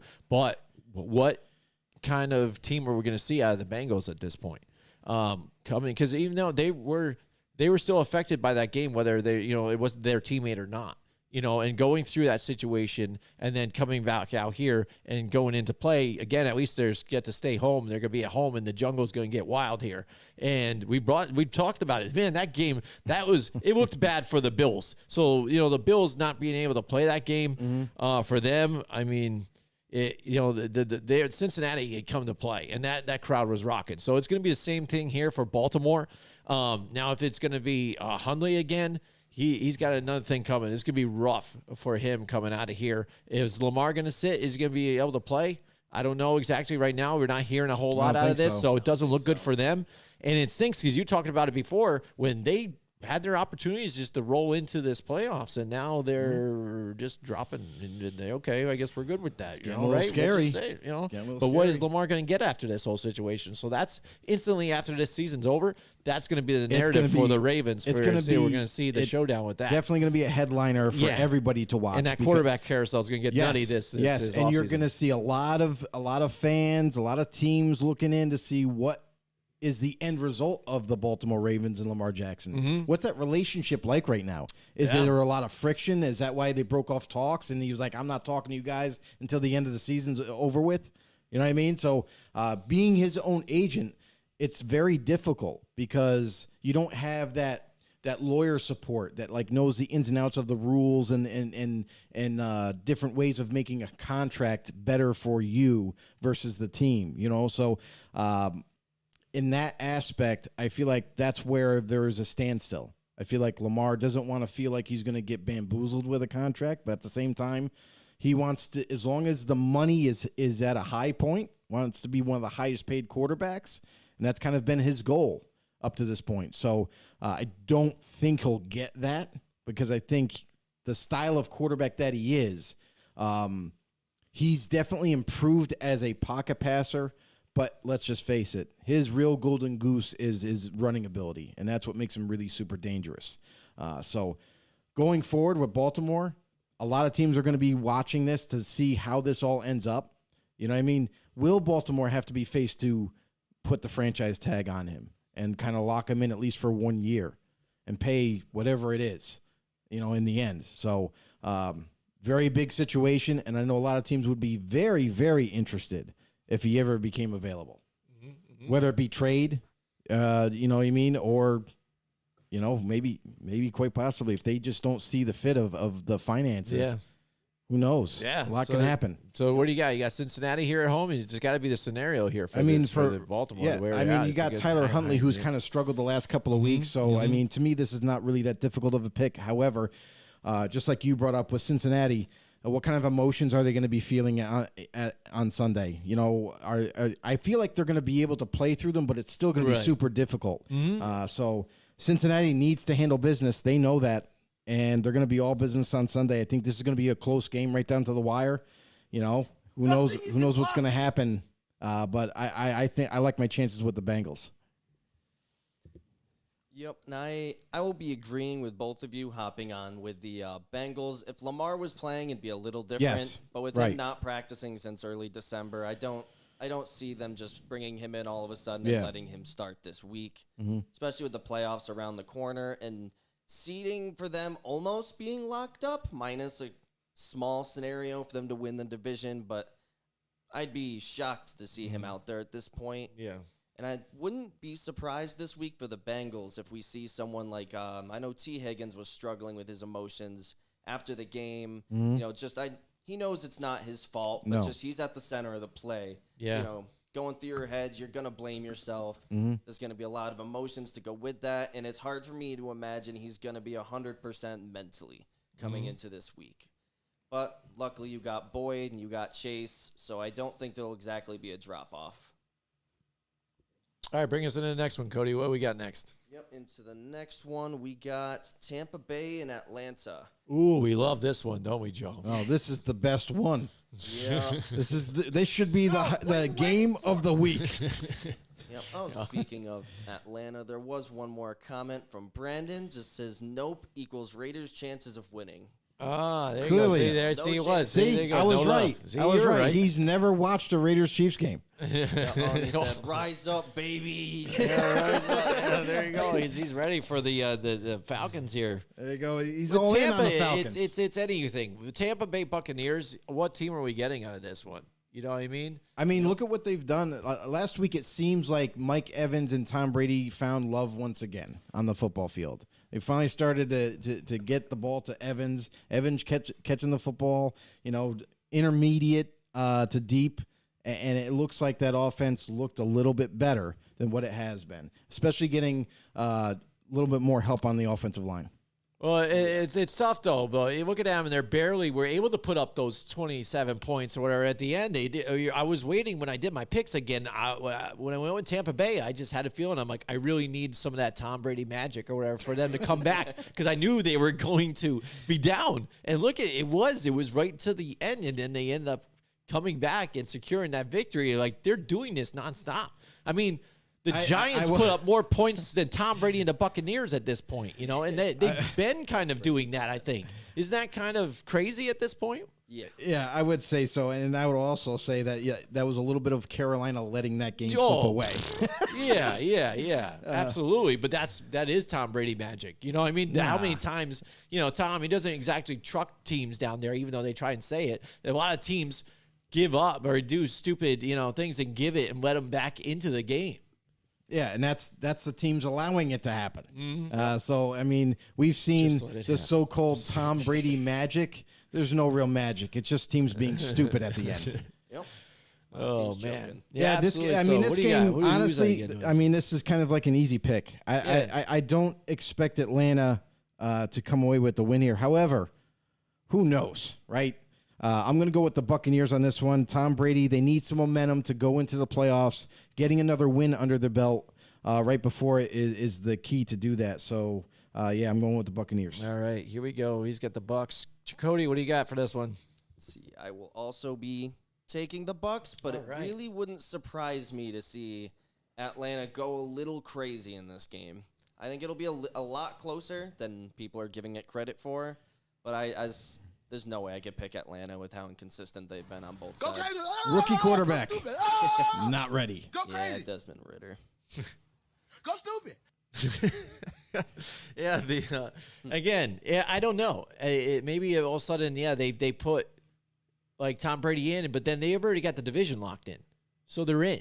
So I wouldn't be surprised if its scenario is they take Tom Brady out and Mike Evans, some of these guys, halftime. And they put in the young and quarterback. Put in just other people. The young QB. And then now Atlanta just pulls out a victory here out of nowhere. That scenario can likely happen in this one. You know what I mean? Because, again, they're looking at it, too. It's like, all right, Desmond Ritter is going to go in against us. We already got the division locked up. We'll play a half and then rest these guys. But in lieu of that happening, I'm just going to not risk it on that. I'm going to rule. I'm just going to go with you guys. You got a lot of I'm going to go with the Tampa Bay Buccaneers. Sounds like. Well, I'm just saying that could happen. Brandon, what is it? Here you go. Brandon's there in the comments. He's going to pick Atlanta. He already said rise up. Let's see. No, the next one. He said, we don't have as much going on for the rest of the season, so we sent a practice squad wide receiver up to fight a cop. Yeah, you're talking. It's in the drop. Yeah. Yep. Was that Batson, right? That the name I saw? I think so. Sure, we'll go with that. He's Mr. Irrelevant in my book. So. Go crazy. Yeah, go stupid. So there we go. We got the Atlanta Falcons, Tampa Bay. We got so Tampa we're all Bay. picking the so Bucs, we're all picking right? the same again. Yeah, here we go. We got New England Patriots at Buffalo. in Buffalo. Joe, why don't you start us off with this one? Well, here? that's what I was going to do. Go. I didn't need you to tell me what to do. Oh, good. Anyway, Patriots at Buffalo. This is another game. Like, listen, one of their fallen brothers is in the hospital. There's going to be crazy emotion into this game. Like, this is direct hit right to the heart. So we're not really sure how they're going to handle it emotionally. But obviously he's going to be in their thoughts for sure. So Josh Allen, the leader of the team, the quarterback, I wonder how he's going to handle it. Is that going to disrupt his concentration, his focus? So I think, or it could be the direct opposite where they're doing it for DeMar. You know what I mean? We're going to continue the success that we've had this season for DeMar and keep his spirits high. So could be very different things. But New England, they need the win. They need to keep winning. And this is a big. This would be a huge hurdle if they were able to do it. We've seen New England's defense play really well at times. We've also seen them have some miscues at times. In the offense, more miscues than anything. So even though they had limited success on offense, I feel like the Bills' defense is going to hold it down in this one. They're at home. They might even use that emotion as fire to will themselves through this game. So I'm going to pick the Bills in this one. All right, Cody, give it away. What do you got? Next year. Yeah. So when you're looking at the Bills' defense, one of their strengths is that front right up the front four. Mm-hmm. So in the Patriots, the way they get everything going is it seems to be Ramondre Stevenson this season. So they like to get him going. Then that opens up the passing game for Mac Jones, and then he can kind of get everybody involved a little bit. But against the Bills, I don't really see it getting going too much. I don't see them getting Stevenson going much. And the Bills, this might turn into a pretty ugly game, especially with all the emotions the Bills are feeling. They're playing for Hamlin. So this will just kind of be the game of them just going crazy before the playoffs. And, maybe before their next game if something crazy happens. But I'm going Bills all the way. Yeah. I mean, it's tough not to. But again, like you guys brought up emotions, I think the defense is going to feel the emotions the most. And it's how are they going to react? Are they going to put too much into it to where they overly bite on plays or whatever and want to get things hyped up? Are they going to go into it with too much and then all of a sudden the game starts getting fast for them? Then they got to settle it down. They got to bring it in, right? Bring it all in. That's one thing to watch. And Stephon Diggs is probably one of the most emotional people then too. I'm not worried so much about Josh Allen, but Diggs, because again, before that game, he was worried about not getting enough touches too. Mm-hmm. So he wants to get his, especially in this one too. So he's going to want to be a part of the offense here for them. But like you guys brought up too on the same thing, the question marks with the offense, and then that defense, again, they're going to get some pressure, but the way this Bills offense is, I think they're going to be able to score on this defense. They've been leaky at times throughout the season, and the offense led by their defensive coordinator with Matt Patricia. There's arguments between him and Mac Jones, stuff like that. That's going to be turmoil, I think, through the off season. They might make a switch, I think, at this point too in the off season after this whole thing, because it looks like to me it's definitely Mac Jones's team, and we'll see what kind of what kind of play he has in things, because we've seen Robert Kraft definitely surrender to a quarterback, and if he thinks Mac Jones is that guy, just like a Tom Brady and that leader, I wouldn't be surprised if he puts some of that power or listens to what he wants and put that in his hands. But for this game, I think, again, emotions could come into play at first, but I think the Buffalo Bills settle it in and they pull out the victory here at home. The crowd's going to be all about it too and roaring. They're going to stand by there and be their shoulder for them throughout the game. Yep. All right, Jimmy, you starting us off with the next one. All right, the Vikings pick of the week, for being honest. Easiest one, because we were talking about it off air, right? Yep. So the Chicago Bears going to be without their starting quarterback, and that's pretty much said it done for them. That was going to be their offense. Since they tried to even cash in their season, they have been putting up some points and making some close games until it gets out of hand. But the Bears just are the Bears. They are who we thought they were at the beginning of the season at this point, too. I mean, just they weren't going to perform well. They're a franchise just starting anew with a new, regime and a head coach. So they're just going to be growing pains. But right now, it's the end of the season. Minnesota's there. It's going to be a rivalry game, but it's not going to matter at this point. Minnesota's going to cruise through this one. They're suffered that loss last week, got demolished against the Packers. I'll laugh if they lose this one. They want to make a statement. I will laugh, too, as well. Because nice. Chicago, they do play better at home, too, which is nice. But I think the Vikings are going to go through here. Yeah, Justin Fields doing his best impression of Lamar Jackson. I mean, that's what's really kind of been keeping this Chicago offense going and being able to score points and staying in games. Yeah. Now they don't have that. Yeah. But they have none other than our very own Nathan Peterman, a guy that has single-handedly, with the Bills, has thrown 5 interceptions in one game. It's been absolutely amazing. And if you ask certain people in the NFL, they love the guy because he's a great practice guy. And the team likes him. But going into this game, I can only imagine, will he beat his past record of 5 interceptions in a single game. I knows? think he could. I think he possibly could. And this is against a Vikings team that is not only in the need for a win now, they need something to look forward to. But this is a team that's been struggling, and I feel like this matchup right now at this time with Fields not being available to Chicago, this is something that you gotta put it away, lock it in, get this W, and going into the playoffs. So I'm gonna go with the Vikings as well. All right. I mean, I put this one pretty simply when I was talking to you guys earlier. Just no Fields, no chance. Even with him on the field, their offense just, at least in the passing game, has not looked like what they wanted it to look this season.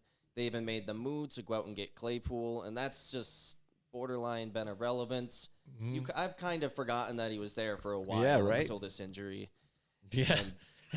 Basically, yeah, same thing. Me too. I'm like, yeah, man. Like, yeah, it's like you talk about some of those teams where these players get traded away to die. I mean, they're like, oh, you just sent me to nowhere. And that used to be Cleveland, but now it's Chicago at this point, right?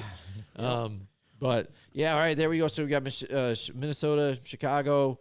Cody, where are we going next here, buddy? All right, we're going on to the Battle of the Bad Teams coming up this week with Indianapolis and Houston. Houston, though. And man. I will be shocked if Houston even tries to win this game. Right now, they have the number 1 pick on lock. I know everyone says, teams don't throw games. We see it almost every season. Teams don't want to lose that number 1 spot. And if they won this game and Chicago lost, Chicago would take that number 1 pick slot. And Houston is just, they've been horrible this season, but the one thing they've been good at is losing games. Sit down.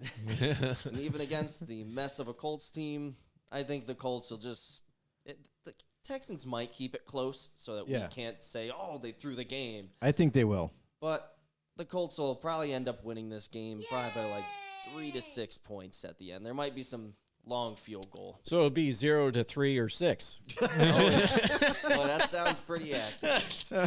But this Houston team, that's what I mean. It's like, because when we're watching it and we watch them play against the Cowboys, it looks like they had the Cowboys on the ropes, right? And then they do their thing. Oh, we got to lose. But then the week after, they pull out a victory again. Like, why? What are you doing? You come out with this, but now, like you said with Cody, it looks like you got this locked up. You just got to lose again. What Houston team are we going to get? You know what I mean? I got a question, Cody. What's Houston's record right now? Houston's record, I believe it is They got 2, right? 2-13-1. 1. Right? That's right. Yeah. I think so, Okay. yeah. Yeah, 2-13-1, they had that one and I time. think the Bears have one more win or something like that. Right? Did they have a tie? The- So, I mean, do they have half a game? No, they, Oh, they do do have a one tie? tie. Yeah, I'm trying to remember the ties that were in the The game. funny thing Yeah, I is can't about remember who this they game. tied with, but they do have a tie in the record. The funny thing is about this is that Lovie Smith is playing for a job. He's going to be coaching this game to try to win it, to prove to Brass that he can still get it done. So there's like 2 contrasts to this. Lovie Smith wants to win, but the organization might not want to win. They want to keep that number 1 spot, guarantee them the player of their choice at the top of the draft board. But Lovie wants to prove himself still. You know what I mean? So it's like, I wonder what kind of discussions were had before we get to this game. Like, Lovie, hey, listen, we really like you, but you got to do a huge favor for us. We want to lock this number 1 spot up. Yep. Do whatever you have to make it happen. And if by some chance he screws this up, I don't think he should ever coach in the NFL again. I mean, this guy even had the audacity to rotate a position in terms of quarterbacks. I've never seen that before. Like the second half of the season, he just decided, hey, everybody's going to get to play. It's like flag. Everyone gets to touch the football. Get right in there. Throw the ball a little bit. Yeah. So that's been terrible to watch. So I think he's done enough to lose the job, but hopefully he doesn't screw this up. For the Colts, though, I think they're finally playing the right quarterback. I think Sam Ehlinger now finally getting a shot to prove himself again. And I feel like the offense ran well the 2 games that he played. Not great, but it ran better than when Matt Ryan was in it. Ran better than Nick Foles because, I mean, you don't have to do much to play better than Nick Foles. Yep. But now here's a shot for him to maybe make his pitch and saying, hey, don't be so quick on maybe going out and getting a quarterback. Maybe I could be the guy. So this is his time to shine. They do have some issues, as we talked about earlier, on offensive line. Yeah. That's going to be tricky to handle. But the Colts, I think with the Colts defense, the little bit of success they had last week, hopefully it carries into this week. I think that's going to kind of nail the win here for the Colts. I think Sam Ehlinger is going to kind of just be game manager, not try to do too much, and then they're going to come away with the win. And my God, maybe Jeff Saturday has a chance to negotiate of staying with the Colts. Yeah, I don't know. It's going to be tough. I don't know if he was there just to be the pansy for everything, a patsy. But he's this trying. team, yeah, I know. He's going to be pitching. It's funny though too how he tries to bring the emotion into it all and goes after Thibodeau for. Again, I know how to lead men. Oh yeah, I know how to lead men. You heard that? You heard see that? what he did there too. Yeah, trash move. Why you do that? And it's funny that after we're talking so much about some of these teams, Houston and what a shithole they are and stuff, and what they've been doing, and now that we have to try and praise the Indianapolis Colts that maybe they can get a victory out of this one, and you would hope so because they do stay in the games for a little bit. Someone's got to win, and then somebody's got to win. Maybe or unless they do tie again. Just end up in a tie. Please no. But you would hope that maybe they might in this one. And like you said, Nick Foles, he's kind of playing himself into that situation to where now, Detmer is now just saying, you know what, you guys, I'm not that guy. I'm not that guy. It's like, even, he can win a Super Bowl. It's going to be Nick Foles. Well, even Nick Foles has won a Super Bowl. So he's going to be that guy. He's talking himself into that situation here. No, he's not. But again, no, he's not. Again, this game, I don't even want to pick it, but yeah, if I'm going to lean on one, I'm going to go with the Colts as well. All right. What do you think, Cody? You going to go? You going to play with Houston here? Oh God, no. No. I'm going Colts. All right, excellent. I'm not that crazy. All right, here we go. Next again, the Jets and the Miami Dolphins. Joe, take it away one. on this one. What do you got? Yeah, this is going to be a good matchup. I think it'll be good as long as Tua can play. And that's been the biggest question mark right now. It doesn't look like he will. I think Tua's out, and Teddy also. And Tua still has to clear concussion protocol. Yeah. So it's a big if. It's possible he could be cleared before game day. And maybe, Didn't they rule Tua out for this week? I believe not right now. Coaches said he's not even in the game plan or in any of their plans this week. As of right now, they haven't ruled him out, and this is as of today. Okay. But I saw a report. It just says that he did not practice today, and there hasn't been a decision about this week. But again, it's not looking good because it's midweek. But we've seen this happen before where they kind of still have to go through concussion protocol. They have until Saturday to be deemed able to be pass it, and if he doesn't, and Teddy Bridgewater looks like he's going to have an issue. He dislocated his pinky with his throwing hand, which is that's critical. Yeah. So it looks like he might not even be able to go on top of that, which brings you to Skylar Thompson, which we got to see a little bit. Yeah, he's bad. Yeah, I mean, I saw enough. When I watched that game, I saw enough. Like he the problem with him is that he makes way too many bad decisions as a quarterback. And then that doesn't spell a winning way for them this week, but it leaves the door open for the Jets now. Mike White did practice in full. He's ready to go, but he's also coming in with this Jets offense a little hampered. They're heavily injured on the offensive line. They went as far as to bring in Laurent Tardif to spell him at guard, and now he's not practicing. Jesus, this is going to be interesting. But because of the situation with Miami and their quarterback situation, I feel like the Jets defense has been playing great all year. Mike White is healthy. That definitely gives them more than enough chance to put points on the board. Even though it's a divisional game, it's probably going to be right down to the wire. But I think the Jets edge out Miami. All right. I'll hop into this one next then. Then just do it. Just do it. Yeah, I will also be going with the Jets over the Dolphins this week. It's not looking good for Tua. It's not looking great for Teddy, who he reportedly can't even really grip the football just yet. No, that's crazy. And Skylar Thompson just is not the answer. They borderline might want to consider letting Mike Glennon come in at that point, but Not that that's much of an upgrade. No. Again, we've seen the Mike Glennon experiment. He's found himself onto a team somehow too, a bunch of different times. Say, oh yeah, Mike Glennon, he was okay as a starter at times. He can get you through it. Early in his career, maybe. Yeah, early in career, and then again, that ship sailed pretty quickly. But yeah, same along the lines you guys are talking about. Again, the main key components to the Jets team are playing, and I think that's what makes a difference here in this one. Again, so I think we're all on the same page with this one. Yeah, we're all. And that's the other thing about Mike Glennon, too, is he signed as an insurance policy. Yeah. That's all he it isn't going to go in as a Baker Mayfield. Because he hasn't even been playing much like Baker Mayfield was. But that's exactly the situation, is that it's Baker Mayfield, but he's just coming in like a day or two ago. You know what I mean? Like, he's not going to know any of the offense. They might be able to teach him like 5 plays and say, here you go, kid. Backyard football. Go for it. So I don't see him coming in unless it's an emergency for sure. All right, here we go. We've got the Carolina Panthers here against the New Orleans Saints. Cody, why don't you start us off in this one? Okay, yep. I will be going with the Saints over Carolina in this game after the very disappointing loss that removed them from the playoff picture last week.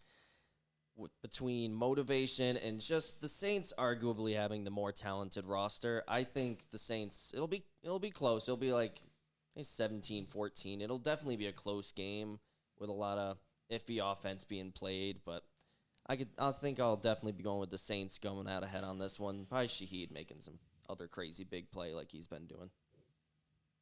Let's see, Joe, will be going to you after that. Appreciate it, bro.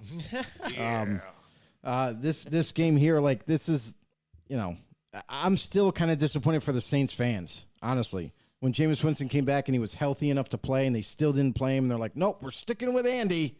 And Andy has literally lost 2 games by himself. So Interception machine. I still don't understand what they're thinking. I still don't get it. The coaching staff, I know, they're supposedly safe is what we're hearing. They're not going to lose their jobs. They're going to see what happens next year with them, and most likely a healthier team. But, man, I still think Andy Dalton is holding back this offense. And I don't even know if Chris Olave is playing. He didn't play last week, but it doesn't look good. Defensively, though, they're healthier. That's the bright side. Carolina, what the hell are you doing last week? You just let that game slip through your fingers. Sam Darnold made a mistake. And it kind of really hurt them bad. So Carolina, who is not ready yet, we thought they were going to be at least competitive this year, and in fact, they're not. This is a game where I think they're going to end up going into New Orleans and sadly be shipped right back out with an L. There you go. So you are going with the Saints as well. Again, I'm looking at personnel's same way. What you guys kind of been even doing. Even if they don't have like a Chris Olave there too as well, I still think if you can go off of an Alvin Kamara. Plus, the Saints, what they have been doing lately is what we've been talking about on the show, and then what Taysom Hill. what fans have been asking for finally. You're seeing Taysom get those different looks at the red zone and things like that, and getting him more involved in multiple different ways instead of just that guy that comes in on a wildcat and, oh, guess what? It's a quarterback run, planned run or something like that. And instead of just keeping him in at tight end or whatever. So they're mixing it up, getting it involved, moving him around a little bit, keep people guessing. And I think we talked about it before, too. That's what's going to help secure Dennis Allen as that head coach for this team moving forward, even the ability to kind of get through that in the situations that they've done. But question marks, like you said, at the end of the season, they're going to evaluate this team and see what they're going to do with Jameis Winston. It's obvious here. It looks like that this regime now has maybe moved on now from him. So what do they do in the offseason? But Carolina, again, they are who we thought they were at this point, too, because, again, you've switched your head coach. You got rid of your other key players and stuff like that. Sam Darnold, it's nice that he came in and got some victories here for you, but I think it's just too little too late here. New Orleans at home is tough. I like the Saints. All right, next we got the Cleveland Browns, Pittsburgh Steelers. This is a tough divisional matchup. It's going to be tight here. I know it's definitely a different team here for the Cleveland Browns when Deshaun Watson is in here. But Pittsburgh, they've really turned it on. And Kenny Pickett, too, as well. I think he's turning some heads with people the way he's had that poise, especially in the fourth quarter of that last game, getting that drive here to get the victory.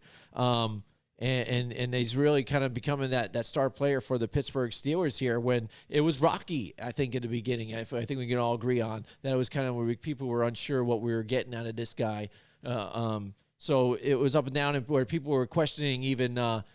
Mike Tomlin, like, oh man, you're having a losing season. Like, what's going on? What's that like for you? But yeah, you know what I mean. And how do you feel? It's like, yeah. And he's like, I was on a terrible team when I was little, and we won one game or something like that. We went out to dinner after that, where it was awesome. It was a cool story. But Pittsburgh, they one of those grind out teams, and they're one of those teams that still is able to do it. Joe, I talked about it in the beginning of the season about.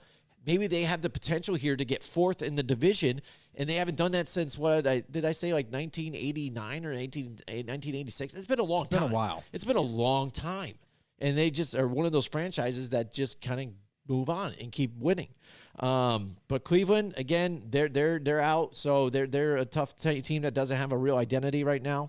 I think I'm going to ride with the Pittsburgh Steelers at home and off what they've been doing. They're really feeding off the power of the quarterback. And you got a healthy T.J. Watt right now for the moment. And if they can get into the playoffs, they can maybe make some noise here. Absolutely. And then you look at the Cleveland Browns. Like, what are they playing for? Yeah. Honestly, like Deshaun Watson, play it really spoiler? sucks that you got suspended for like over half the season, and we were expecting Cleveland to be kind of like a competitive team in this division and maybe make a push to win the division, but fell way short. Pittsburgh, we also saw them as not being very good. We also saw them as having limitations. Mm-hmm. But I'll tell you one thing that changes franchises. Franchises faster is when you hit on draft picks and they perform right away. Absolutely. And that really kind of carries you. You think about George Pickens, which is the very reason why they traded away Chase Claypool.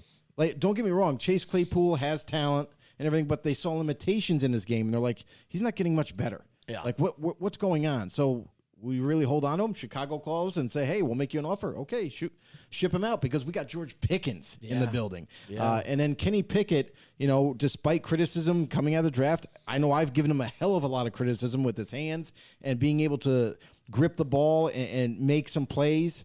But I will say this, I still have yet to see a rainy game yet where he's going to be really tested. So, the jury's still out on him for me. I still see some miscues, some bad decisions, but nonetheless, he's not doing enough to ruin it. You know what I mean? Mm-hmm. He's making the plays when they count and utilizing his legs a lot more often than what Pittsburgh's used to be seeing from none other than Big Ben, who does not run at all.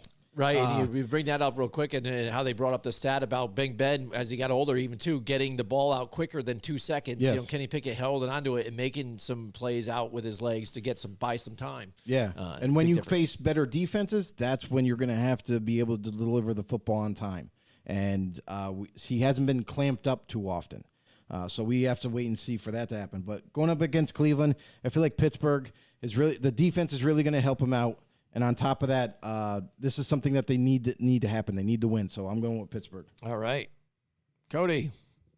Yep, I will be joining you guys. All right. Going with Pittsburgh also. Damn it. Now, we're all on Don't on it. crucify me for this Yes, comparison. I will crucify you. Oh, here we go. With how the Steelers are, letting the defense carry a lot of these games, but Pickett is coming in clutch. It's kind of giving me some vibes of how the Giants used to play for a while back when we had like Strahan on defense with Umanura, and Eli was pulling out these 17-14 close fourth quarter comeback games constantly. We're seeing a little bit of that, I guess. I don't know the right word for it, but we're seeing Kenny Pickett really stepping up in crunch time when he needs to right now. And going into the playoffs, if this team can sneak in, they might be a little bit of like a dark horse team that can sneak up. We see it almost every season. Saw it probably more recently with the Eagles coming up and winning the Super Bowl, coming from wild card. No one saw it coming. And the Steelers might be that team that could really pull it forward. Yeah, I'll definitely be sticking with the Steelers this week. All right, here we go. What is next on here? Next, we got the Chargers and the Broncos. And the Chargers don't have a lot to play for coming in this week, but the Broncos have been just disappointing and even bad less to play for. just about all season. They're banged up. It's just ugly. The Chargers could probably put in their backups and still pull out a close win the way the Broncos have been playing. Not many storylines to talk about with this one. Hear that, Broncos fans? I will be going with the Chargers. Sorry, Broncos fans. There you go. Joe, we'll go to you after that. Excellent. Yeah. This one is like one of the roughest picks to make because neither team has played well. At times, the Chargers have looked like that promising playoff caliber team, but a lot of times they've played down to some other teams like Atlanta Falcons. They almost lost that game. And so they still got a lot to work on. And we still notice that the head coach is still at times going for it on fourth down, probably not when you should. And I feel like that's holding them back a little bit. But going up against Denver, I don't know. They don't look good on offense. Nathaniel Hackett is ousted. So, I mean, this team could be in disarray at this point. Who's running the ship anymore? So I'm going to go with L.A. in this one. All right. Over to you on that one, Jimmy. Yeah, there's a lot to talk about on this one. Oh, yeah. Again, like you said, I think you guys have said it all, and there's not much to say about it. Nathaniel Hackett's out. This is what type of team or franchise this is right now. They're in disarray. They don't know what's going on. They might have made a big decision here, a bad decision with the Russell Wilson situation. Bringing him in, paying the money instantly before you even touch the field.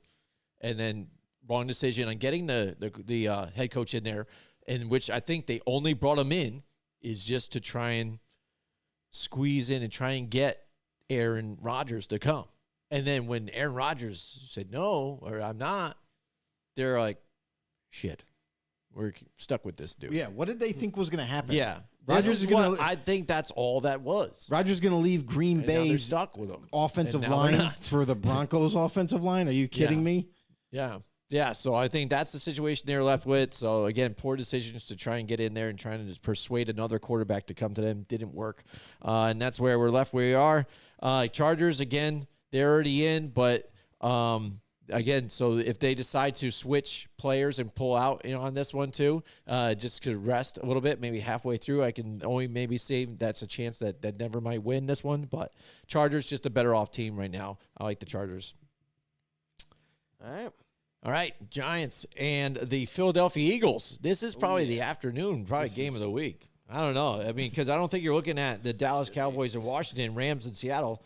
Arizona and San Francisco not. So the way the Giants have been playing, I think this is probably America's game of the week here at the 425 slot.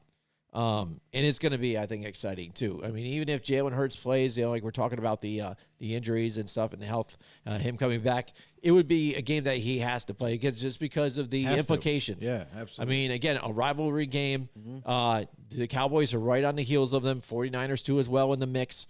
And they want to beat this divisional rival because if they split again, that's no good. And gives the Giants even, I think, that momentum. Like if Cody's talking about, the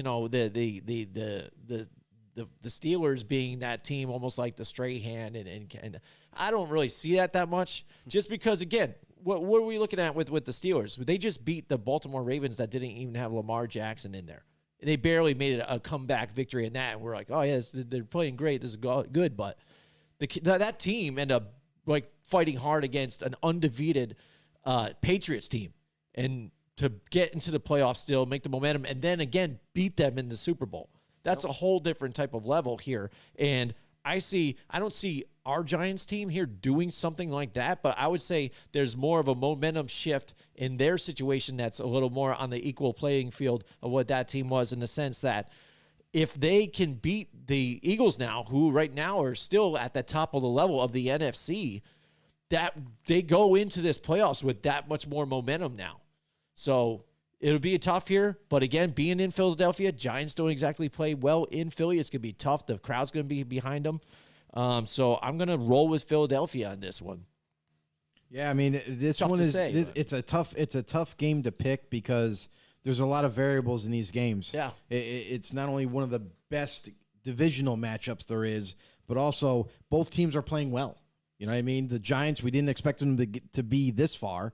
And I know you guys, as Giants fans, like you're surprised and happy. You know what I mean? Mm-hmm. You guys are going in the playoffs. It was something that you didn't think was going to happen, but here we are.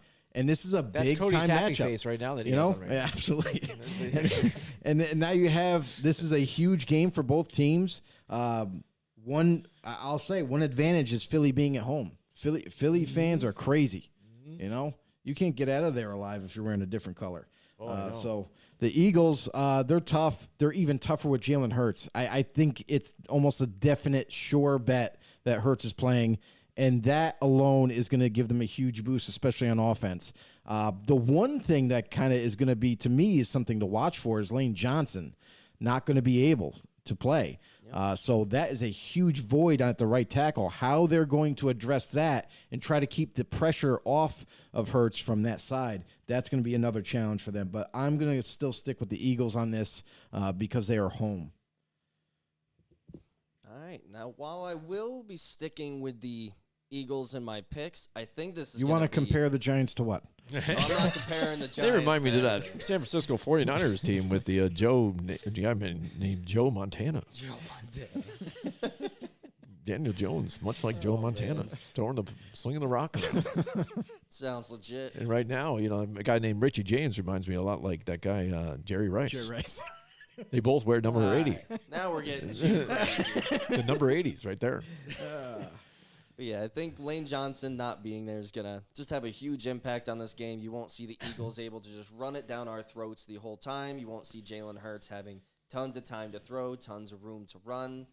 And these last, say like 4 weeks, Thibodeau's really been coming into his all on that edge, really getting the pressures, helping stop the run. I think it's going to be a really good game.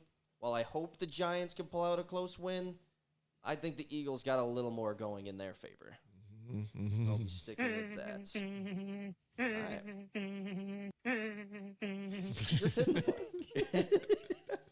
All right, so I'll get us into our next one. the next one. What do we got here? All right, we got a few more left over. Got the Niners and the Cardinals. Well, this is another one of It's those a tough ones one, isn't that's it? not Yeah, very I know. exciting. No. We No? got the Cardinals, who have played down all season. The Niners, who are on a high, fighting for that number 1 seed. I think the Niners are going to come out motivated, and they are just going to destroy the Cardinals. It's going to be ugly to watch. I will be surprised if the Cardinals can stay within 20 by the end of this game. You might even see the Niners put in their backups by the end of it. It's not going to be a fun game to watch.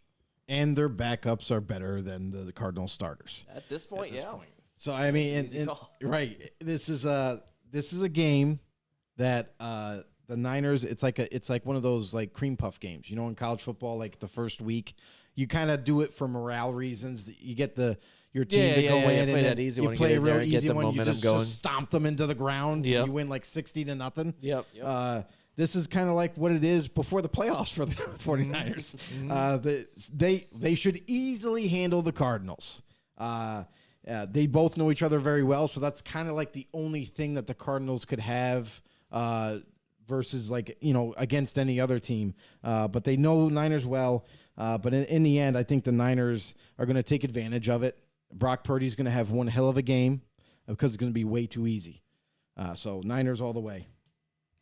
Yeah, absolutely. When I look at this game, all I can think about is Somebody kill me! yeah, basically. I mean, yeah, I'm just like, and it was interesting to see the San Francisco 49ers get off to a slow start last week, but they did play a decent team. But the Arizona Cardinals, like you said, from the beginning, even when Kyler Murray was in there, from the scandal with the whole contract, and he's not paying attention, needs to do more studying. And then now the rotation of quarterbacks to McSorley and everybody, being on the Hard Knocks during the season, all tied together. The constant, questions about maybe their GM being fired, Cliff Kingsbury. So much around this team right now. They're just not ready for anything. They just need to hit the reset, go into the offseason, figure out what the hell they're going to do with a bunch of different situations.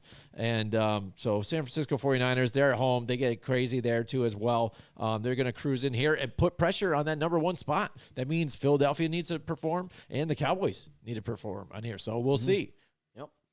All right, Jimmy, you're going to kick us off with the Seahawks. Oh, and I'm the going to love Rams. to on Right this back one. at you, Rams and the buddy. Seattle Seahawks. We're going 2 in a Seattle. row. I would like to say Seattle at home because we've been doing this all year, right, Joe? We're like, I'm pretty only much. going with Seattle home just because of this. But I don't know. The Rams, they are a different team with Baker Mayfield there and stuff. And despite some of the injuries that they had and stuff, it is going to be tough because it is Seattle at home. But we have seen the difference between the Seattle team throughout the season as going.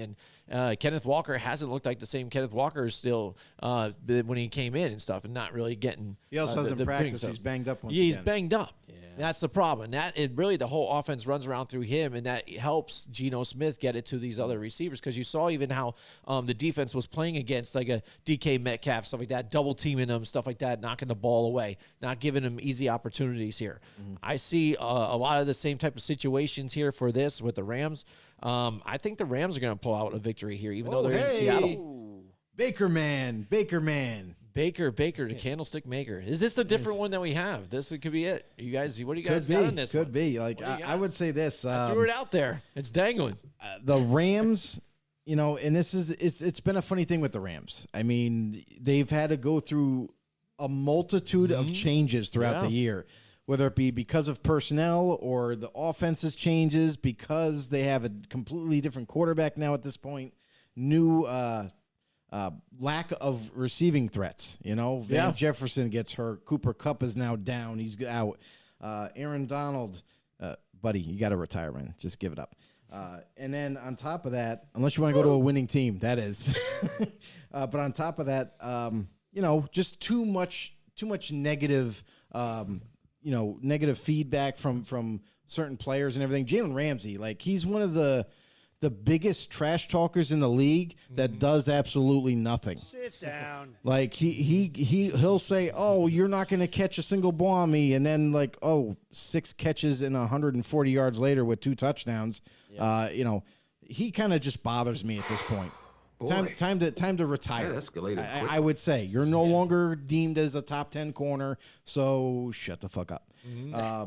But Seattle, this is a team that always plays extremely tough in Seattle. And just like you brought up, Jim, like it's the 12, they are going to be enforced there. They are going to be loud.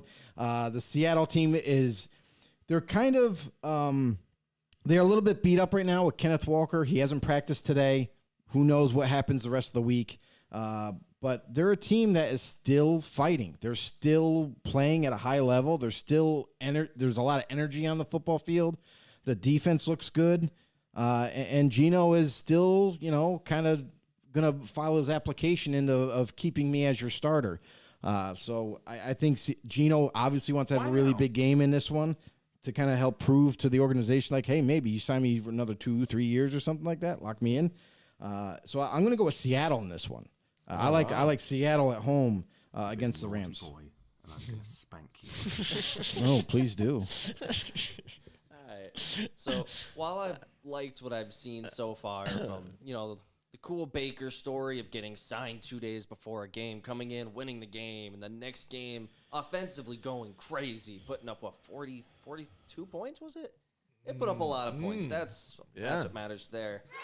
Just make up a number. Everyone will believe you. Yeah, I'm fine with that. But yeah, I will still be picking the Seahawks. I think they got a lot more going for them. They have a lot more to fight for right now. I think it'll stay a close game if Baker can keep this offense rolling and if they can get Cam Akers going on the ground. That's a big deal right there, yeah. That'll be huge in making sure this offense can run. But Seahawks, they have more weapons. They're healthier. And it's just not going to be... Yeah, I don't think it's going to be that close. All right. Yeah, Tyler Lockett is someone to keep an eye on too, because I know he didn't practice today either. But again, it's midweek. It's like kind of way too early to kind of like make a clarification for sure. Yeah. All right, Cody, take us off with the next one here. All right, we got Dallas and Washington. Well, we watched last week as Washington decided, let's just throw away our playoff hopes. They're done. Just let Wentz go in there, throw 3 interceptions, and let's call it a day. Now this week, they're throwing in Sam Howell. They're throwing him to the Wolves against the Cowboys defense. Yes. And it'll probably be painful to watch, as were a lot of Sam Howell's games in his senior year. So I will be going Dallas. It's going to be one of those games that could end like 36-6. It could be just horrible to watch. And I feel pretty bad for Sam Howell, who had a decent preseason. It I could don't be, think yeah. there's much more to touch on there. Joe switched. We're just All skip right, our picks. so- We just don't want to do this one. It's Dallas Cowboys all the way on this one. Washington, as soon as they announced, I thought Taylor Heineke was going to come back and be the starter. And then as soon as they're like, you know what? Nope, curveball. Here comes Sam Howell. Yep. Let's see what he can do in 1 week. You know, he could be the difference of just a runner, just plain running. That's all I see from him. I saw him in college football. He wasn't impressive. Nope. You know, he has a lackluster arm, you know, not extremely accurate, and I saw enough in college.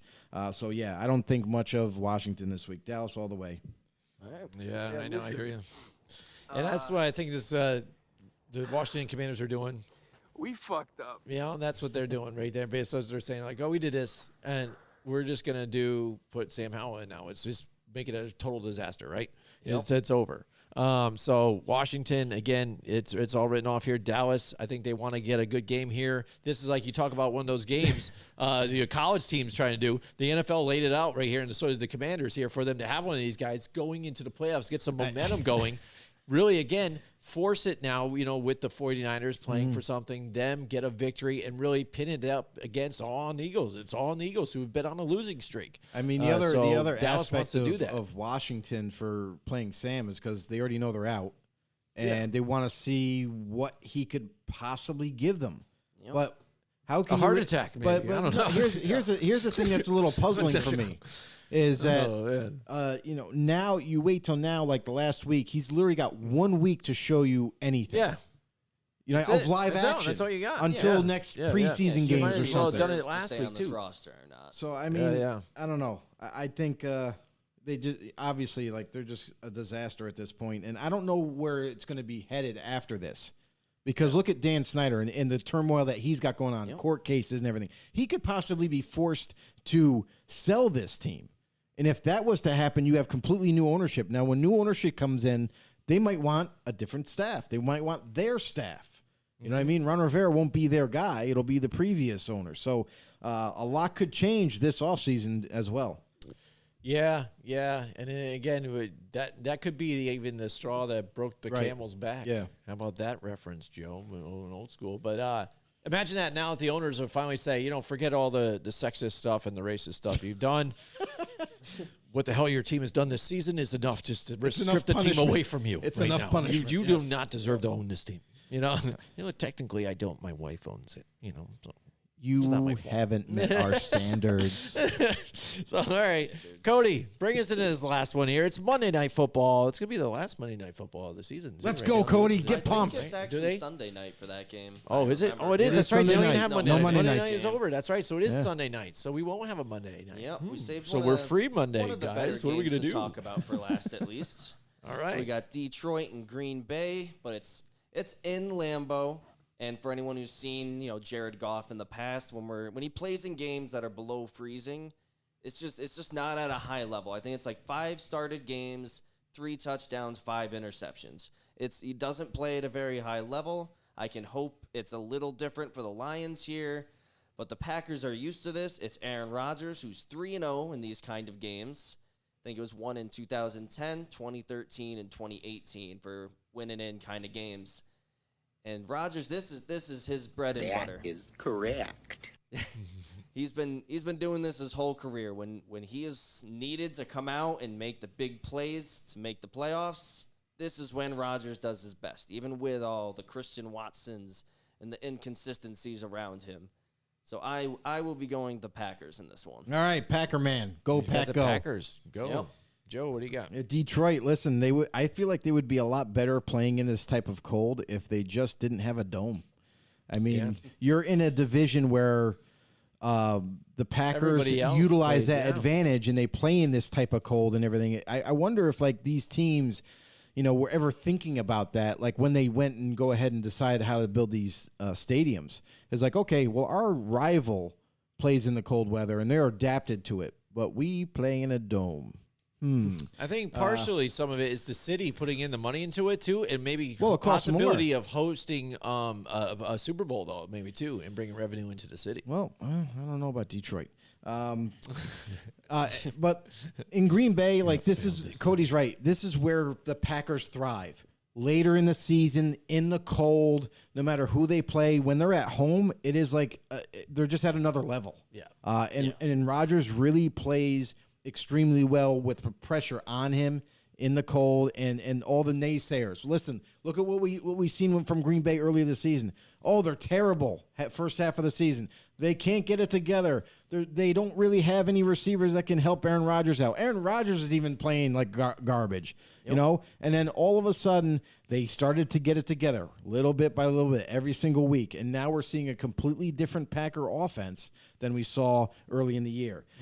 This is what they do. You know, they kind of fight back. They fight, and they're right back into the swing of things. So Green Bay, they need this win too. You know, they got to have this. So I'm going Green Bay in Titletown, and they're going to lock it up right here. Nice. All right. Yep, I think just with the cold weather in that game, it also plays a little more into the favor of the Packers' new style. Because it's weird to see an Aaron Rodgers-led offense that's running the ball about 45% of the time now. They're finally been saying it all season. You got young receivers. You're struggling to pass. Put A.J. Dillon out there. Run the ball some more. That's why Jones is running for over 100 yards every game. Dillon's rushing for a touchdown every game. It's been nice. And that's Rare something just that making plays when he's asked. That's something that they've been criticized early in the year. They're not running enough. You know, you're not keeping that offense balanced to the point where, like, when you do play these tougher teams down the stretch, you're going to be able. You need that running game to kind of keep them honest. So finally, Matt LaFleur, you know, maybe after many arguments with Aaron Rodgers, you know, start to wake up here. So yeah, that's why, and you're right. That's where they're starting to get more of their success right now. Is now that they're running more, that offense is running is playing better, and they're putting points on the board. Yep. Yeah. And like you guys said, you know, Detroit, they've been playing hard. They've been doing it, but again, that I love Detroit. I think situation here, the way it's been, Cool Aaron story. Rodgers again. When it comes down to this time, these big time players perform their best. And this is the crunch time. When you see them throughout the season and the struggles that they have, it's because even the personnel that they had, wide receivers, finally getting something going on with Christian Watson too as well, kind of getting a relationship with them. But you see these players eventually towards the end of the season. Now here they are, playoff time. Tom Brady still, even though that team sucks, they're still there. He's still there. He's still going to try and do his thing and lead his team. And Green Bay, they're still there too. As long as they have a chance, he's going to do whatever he can. You know why, too? Because it's Aaron freaking Rodgers. You know, but what they needed to do, like we talked about it again, about game plans. Matt LaFleur, I think, is another one that is susceptible to his own mind, wants to run his game plan and not evaluating what they're giving him in the game. Change it up. What will work for you? You got these stars right here when you don't have stars in the wide receiver. You got these guys. Be a run first. Open it up. Alleviate some of that pressure, especially when you don't have the protection for Aaron Rodgers. Bakhtiari played a quarter of the season, you know, and it just wasn't helping them out. So now you can maybe hopefully get that line healthier now, playing all together. They are healthy, actually, for once. Yeah, and now keep that running game going. Make it easy, so now these receivers have time to get open too. I like the Green Bay Packers, especially too, because at home, playing in the cold. Yeah. Jared Goff, like he said too as well. Right. You're coming from even a Rams team that played in L.A. to a Detroit Lions team who plays in a dome, and it's a difference maker. Yeah, and Aaron Rodgers has the Packer fans back. You know what I mean? Oh, yeah. You know, he said it before. He's like, relax, RELAX, relax. Yeah, he's got absolutely. it covered. He's got it covered. He's on the ayahuasca, so he's feeling really good right now. Right. But I mean, I will say this about Detroit. Following Listen, the spirit horse. Detroit has played miraculously well. They were competitive, surprisingly, a year ago. Now they're more competitive. They're inching closer to where they want to be. They just got to get, finalize getting more players on defense to really help out this offense, get on the field more. And we've already seen Detroit can handle themselves offensively. We've seen them rack up points. You know, we've seen them close in games. They came on the short end of the stick, but they still were close. So that's promising. So Detroit, I don't kind of in this game, I know the cold is a thing. I know they're coming into a hostile environment and all that. But I still think Lions still have a shot in this one. You know what I mean? Like, I know we're giving a lot of praise to Green Bay, and I know you guys kind of feel the same way. Yeah. But I want the viewers out there to understand, like, we still think this team could do it. They could possibly pull off an upset here. Right. Yeah, because I'm even saying coming into this one, too, as the last Sunday night game of the season, this is going to be a good one. I think this is turned into something nice because Green Bay is finally coming around. The Lions are finally coming around.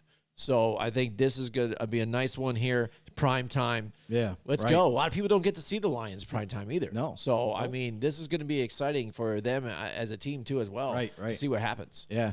Hey, if you're new to the show, if you've lasted this long, right to the end, everybody. It was a longer we show know that tonight, we had a lot of fun. And we've had a lot of fun, and we know that we get some late bloomers once in a while. Like, we're about to end the show, and someone pops on. Yeah, pops in a comment or something. Like Obi-Wan Kenobi last week. You know? Yeah. Obi-Wan. Yeah, from Obi-Wan YouTube. always comes in every now and then. But I love it. Anyway, listen, do us a huge favor. Head over to YouTube.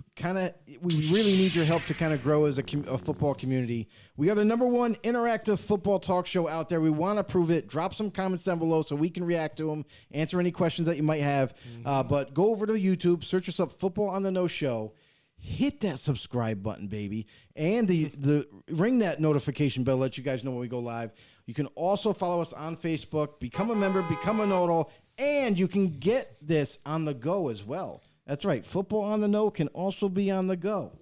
You know, anywhere you get your podcast, Spotify, iTunes, you name it, we're there. Drop a follow along. And if you want to be more interactive, do what I say. Go over to YouTube, subscribe, join in, comment, like the freaking video. Let's go. Yeah, absolutely. Comment, like the video. Absolutely. Again, thank you so much for joining us tonight.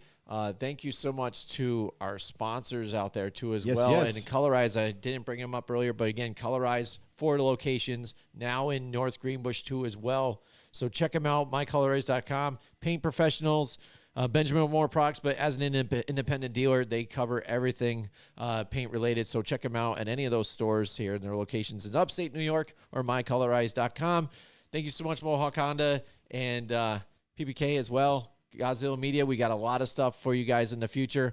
Thank you so much to Cody out there. His first night, he did a great job. Yeah. Everybody give a shout out to Cody. Good job, out there Cody. too, and happy. Good job here for Cody. Boom, yeah, he gets the DJ horn. So thank you so much, and we will see you guys next time. Join us next week from 8 till 10 Wednesday night for more football.